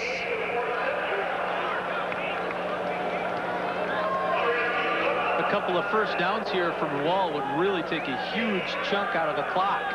Under 6 minutes now left in the game. Estelline needs 2 scores, trailing by 10 points. 5 minutes, 44 seconds to play, fourth quarter. 3rd and 5 for the Wall Eagles. They come out in the I with Foskey and Seabeatty and Patterson on a keeper, and he almost picks up 1st down yardage. Going to be a little bit short, though, looks like.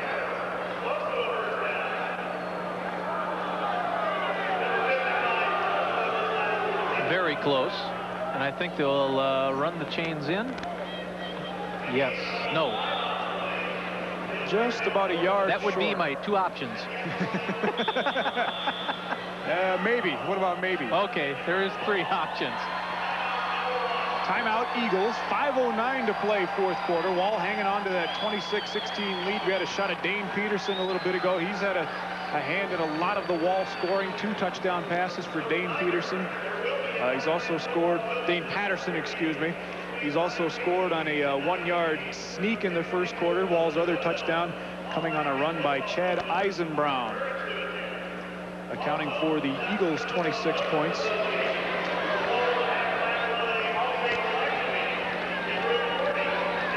Another game still to come in this session. All across the state on KELOLAND TV. It'll be the 9A championship game. The Raiders of Lyman and the Tornadoes of Centerville. One of my favorite nicknames. Had a chance to see Lyman running back Adam Booth in action in the awesome. semifinal win over Kimball. 6 touchdowns in that game for Booth. He's got 10 touchdown runs in the playoffs, 34 touchdown runs for the season. And we'll get a chance to see him coming up after this one. Got a good one here, though. 26-16 Wall, 5:09 to play, fourth quarter. On a 4th and 1 from midfield, Wall's going to kick it away. Brady McDonald gets an end-over-ender away. And Sodoff is going to field this one inside his own 10. Slips a tackle. Got a little room on the left side, but guess who's there?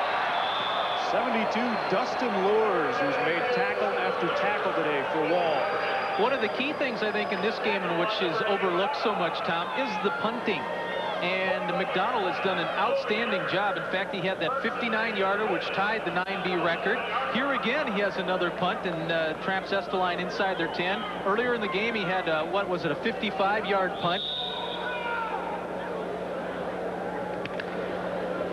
And Borghi tells us 4 punts for 204 yards, an average of 51 yards a punt. That is a huge shift in field position whenever he has done that. overlooked, yet critical. Jason Rodman on 1st and 10. He's got a man out over the 30-yard line. And it is number 30, Brian Callison. Rodman showed excellent touch on that particular pass. He just laid that thing out just beautifully for Callison, the fullback, to come out of the backfield and corral it and grab it in for that long play. That's the thing that really impressed me on that, was just a touch. That was a soft pass, easy to catch. Pickup of about 25 yards on the pass play to Brian Callison. 1st and 10. Estelline, 4 minutes, 20 seconds to play, 4th quarter. They send 3 men to the right, and Rodman wants to throw. He had Cook on almost, not a pick play. I don't want to call it a pick play, but they run 2 guys out, bring Cook back to get the ball, and they actually have yet to complete it today. We don't know what they can do once they do. Well, it's like a wide receiver screen. What the 2 guys, the other 2 receivers are there to do is, once Cook catches the ball, if the connection's made, they're right there to be able to make a block and try to spring Spencer on a big run. It'll be 2nd and 10. Rodman back to pass again. And he had a receiver open. 56 was Lee Kinney. Could not quite come up with it. It'll bring up 3rd and 10 for Estelline.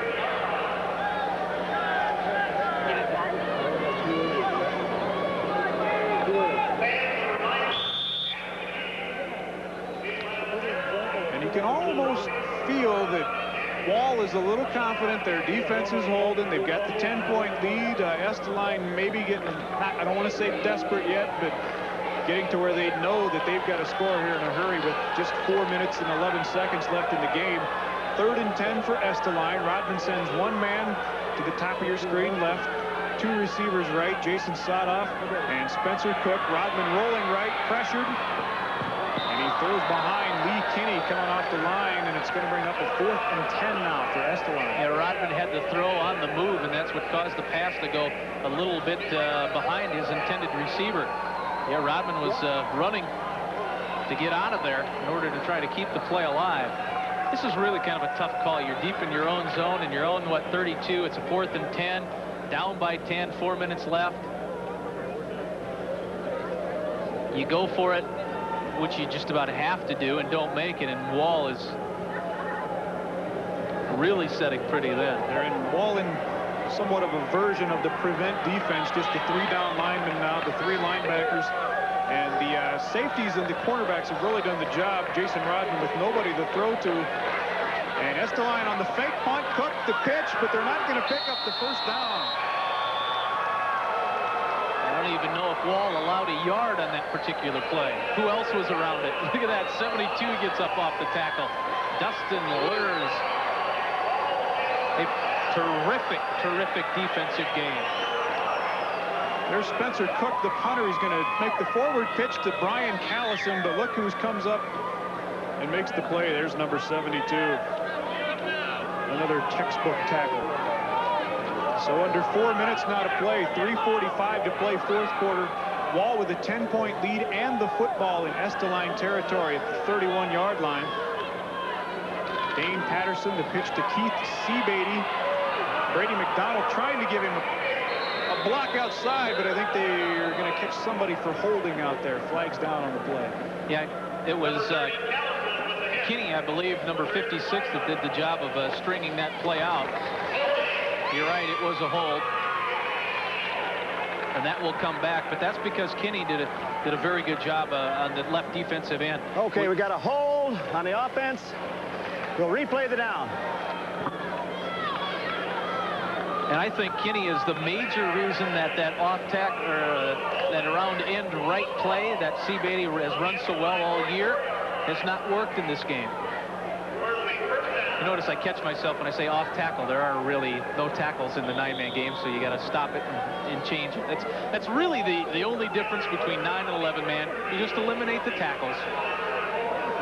Lee Kinney, number 56, the 233-pound senior out there, but they blocked him this time, and Seabeatty with a little bit of running room. Callison has to come over and make the tackle. You know who got the block? Dusty Baxter, number 56, got into the legs of Kinney that time, and that did allow Seabeatty to pick up those yards.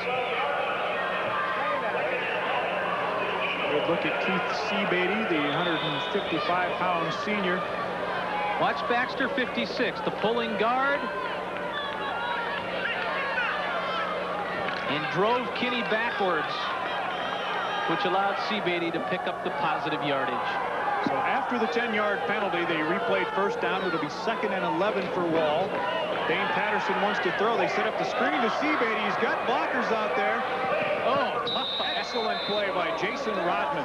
Yes, definitely put your hands together for that one. That's an outstanding defensive play. Rodman was almost out there all by himself with a couple of blockers, and he just used one hand to just pull Seabeatty down.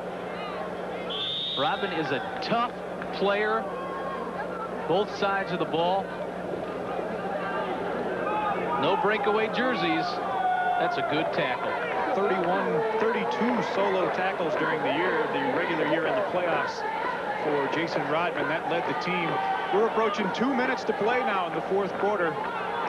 2 minutes exactly as Wall sets it down on 3rd and 8.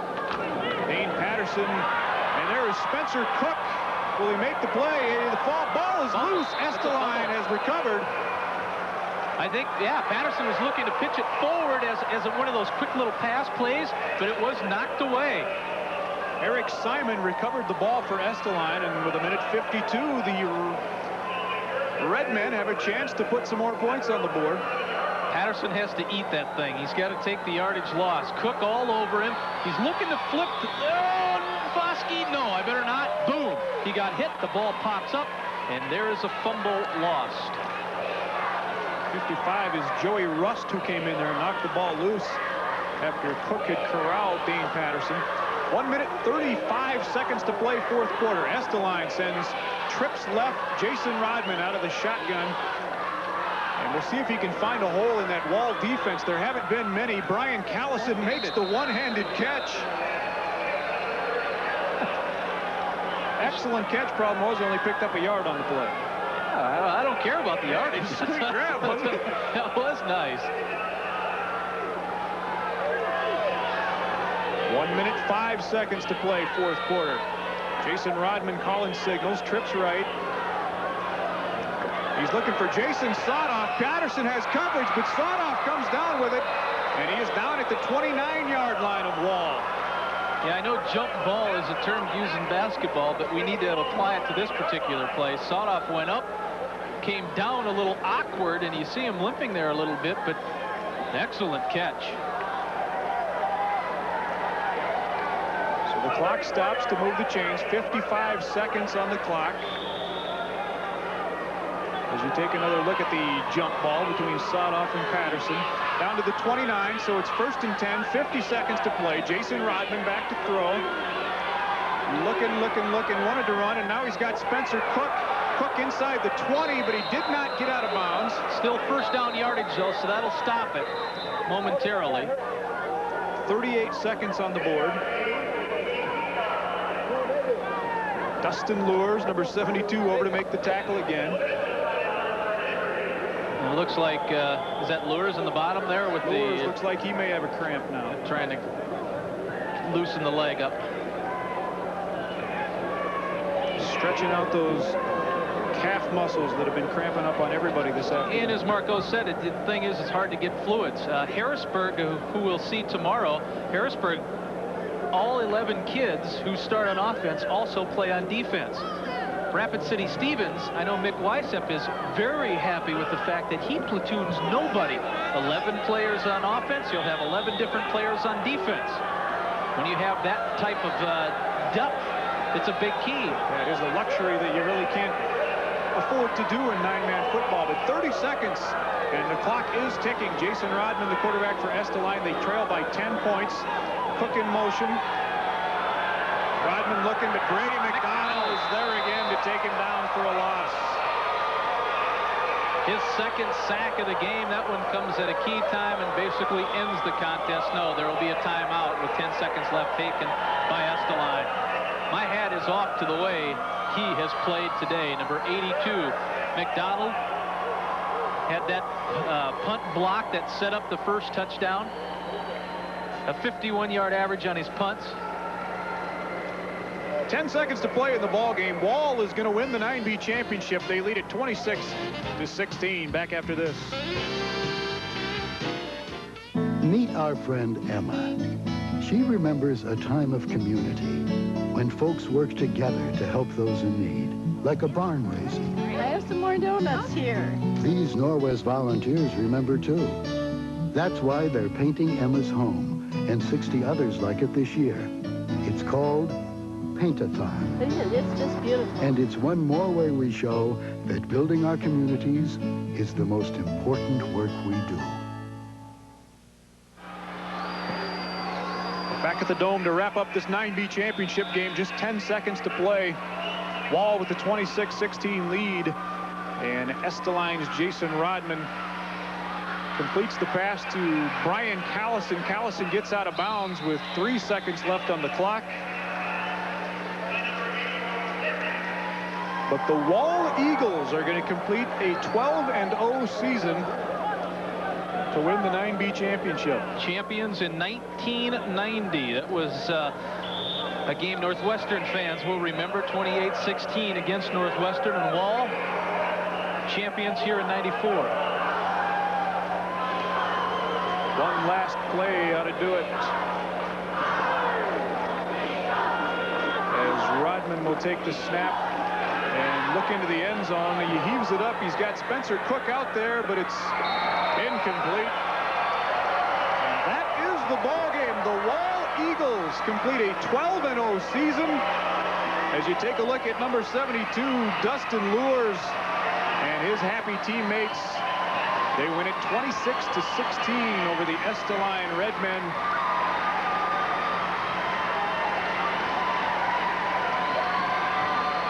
Mark O will have some post-game commentary shortly as he runs down head coach Kent Anderson.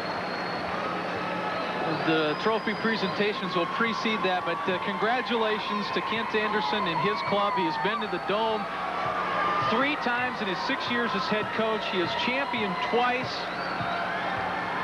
beating #1 Harding County to get here. That was in a semifinal game by blocking the extra point to preserve a 16-15 victory, and then beating a very good Trip Delmont team 14-12, who is 5th rated, to make it to the Dome here in the semifinals. Undefeated years are hard to come by. They are. Wall keeps the West River dominance going in 9B. Harding County won it last year. Wall knocked off Harding County in the playoffs this year to get to the Dome. Excellent ball games out of a lot of people on that Wall side of the football. Dustin Lures defensively. Brady McDonald with a couple of touchdown catches. Dane Patterson ran for a touchdown, threw for 2 touchdowns. And then on the Estelline side of the football, Jason Rodman, the running back, but he threw for 2 touchdowns today. One to Spencer Cook, one to Jason Sadoff for Estelline's points. But Wall, excellent defensively when they had to be. They get the points when they needed them, and the Eagles win it 26-16 over Estelline. Yeah, one on the defensive side of it. Dustin Lures was all over the place. His twin brother Chris, of course, McDonald. You mentioned a couple of key sacks for negative yards. A defensive show, and 26 points on the offensive side, also very good.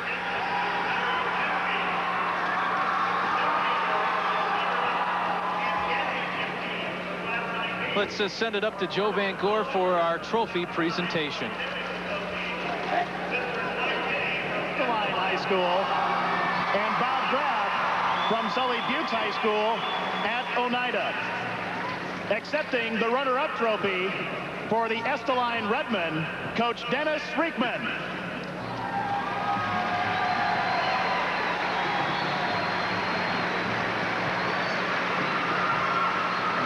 Congratulations, Coach Riekman, and your fine football season.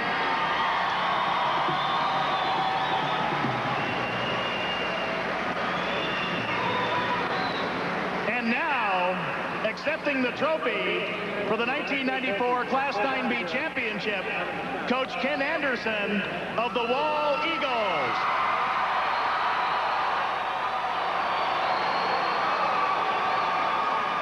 Wall finishes the season with a record of 12 11-0. It's their second Class 9B championship. Congratulations, Coach Anderson, and to your team.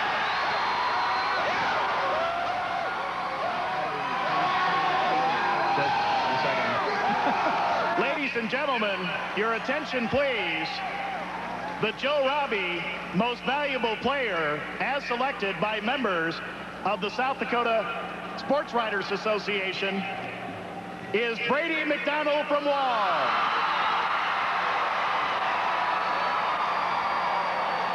Congratulations, Brady.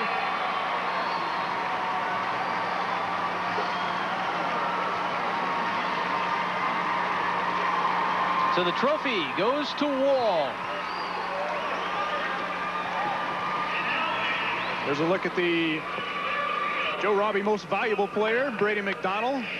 We'll also let you know who our American Dairy Association player of the game is a little bit later. Right now, let's throw it down to Mark Ovenden, who's on the field with Brady McDonald and Dane Patterson. Marco, go ahead. This time I got a couple of very happy young men here. First, Dane Patterson. Dane, you guys have really relied more on the running game all year long. Today you came out, you really aired it out the first half, and the passes were the big offensive plays for you. Yeah, we don't do much running, and today the defense was really sucked up, so we decided to pass right over top of them, and they got out there. Once I cooled down a little bit, I got it to them. This really, I know when you're in the heat of the battle and you're playing, you may not realize it, but this was really a fun game for the fans on both sides to watch. Was it as much fun for you to be a part of it? Oh yeah, it was really fun. This is what I've looked forward to all my life. Ever since I started playing football, this is my dream, to win the state championship. Got to ask you this: what's it like to have this big Hulk standing over to your right, knowing you got a guy like that to pass the ball to? It really seemed like you guys have several plays designed so you could throw very safe passes high to where the defense can't do anything about it. It's kind of nice to have somebody like that as a target, isn't it? Yeah, it's great. I just throw it over his head, and he runs under it, jumps for it, and grabs it. It's great having him there. Congratulations. Brady McDonald, the Joe Robbie MVP, and Brady, my gosh, I don't know if you drove the team bus from Wall to here, but you did everything else. Congratulations. Thank you very much. You know, came out and played hard. One of the overlooked factors of this game when you look back at the score and the touchdowns and the sacks and your block punt that led to a touchdown was the fact that you had 4 punts for a 51-yard average and pinned them back at the goal line every time. That's kind of part of the game that most people don't really notice. That was one of the big reasons why I think you guys won, was field position. Yeah, I don't know, I just booted in, that's just where it landed. I don't know, just got lucky, I guess, and came out to our advantage. Now, the coach said you'd been struggling with a hamstring injury. It didn't seem to bother you today at all. No, well, I don't know, the coach taped it. I've been stretching it. Went to the doctor, got an ultrasound. It's feeling pretty good. Again, I got to ask you this. Now, you've been starting since 8th grade on defense. How do you compare this victory to what you did 4 years ago? Oh, well, I don't know. It's a lot different team. We're a lot of, not as many horses, just a team effort now. How does it feel? Great. It feels great. We've been wanting it for a long time. Wonderful game, Brady, our MVP. And let's see if we can get Kent Anderson over here. Kent? Here, you got to wear this hat now. You got to take that. There we go. Kent, halftime, 8-6. They've just scored a quick lightning strike touchdown. You got your team right back in it. You came out in the third quarter. In fact, you scored 2 times within 23 seconds. How were you able to rally the troops at halftime? I got them on a little bit, like I talked about before. They didn't seem to be in the game, but I was hoping they'd come back in there. They made some big turnovers. They took advantage of them, what we didn't do in the first half. And a team like this, the heart they have, when they can get that done real quick, they'll just jump on it. So just the way these kids are. You know, you look at the final score, 26-16, you think it's a wide-open offensive affair, but really your defense did a marvelous job. Jason Rodman's a great player. He had 230 yards passing, but you held him in check running the ball, and I think that really was a big difference. We were concerned about him running the ball no matter where he was in the field. Out of the shotgun, I was more worried about him than out of their normal offensive set. When they spread everyone downfield on us, and you have just a certain number of people that cover him, he's definitely a big threat. We were fortunate to keep down on the running. First couple of times you had a chance to score, you didn't. Were you concerned that you weren't able to capitalize? And, you know, after that, the next 4 times you got a chance to score, you did. Yeah, we didn't put the ball in the end zone like we have during the year. We've had a lot of opportunities. Usually we'll get at least half of them in there. and we weren't getting the ball in the end zone. It was a big concern. Every time we got up on them, they'd come back and make a threat. We never wanted, we couldn't put it away. And I don't know what that was. Maybe good defense. Well, this really, as I said today, and if you can sit back later and watch the game on tape, you should have fun watching it, because this was really a very, very, very entertaining football game. Yeah, the other two games we played in the Dome, you know, we got beat the first game. We didn't do much. In 1990, we just ground attacked it right up the gut. This game was definitely an exciting game for the fans, and that's what we want to do.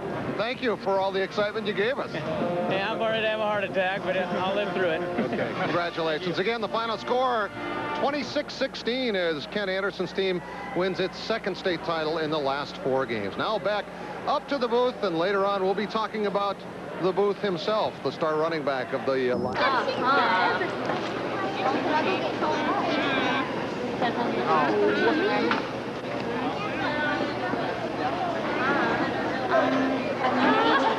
They're not ready to serve food and drink.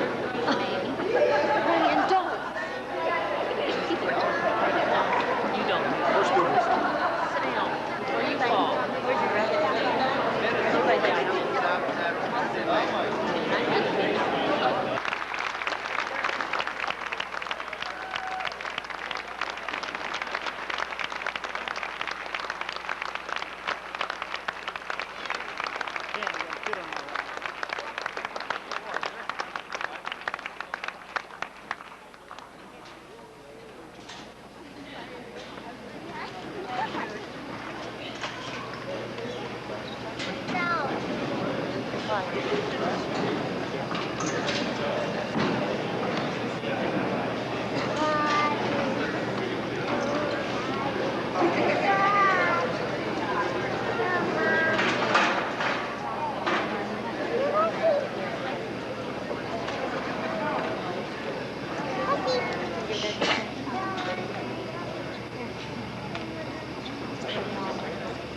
Mama, I sneezed. We need to stack people down here. Girls.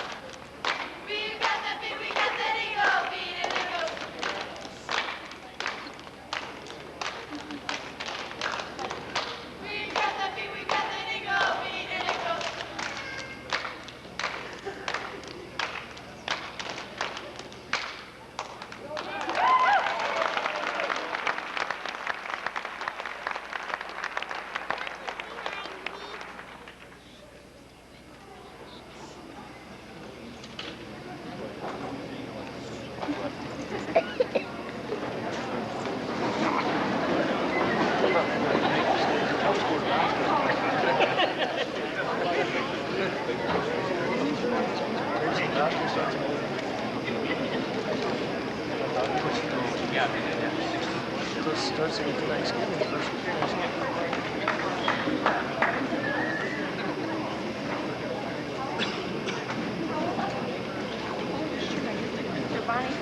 Okay, the cheerleaders are going to do a skit that was read by Sam Joyce Beamer and Angie Charleston.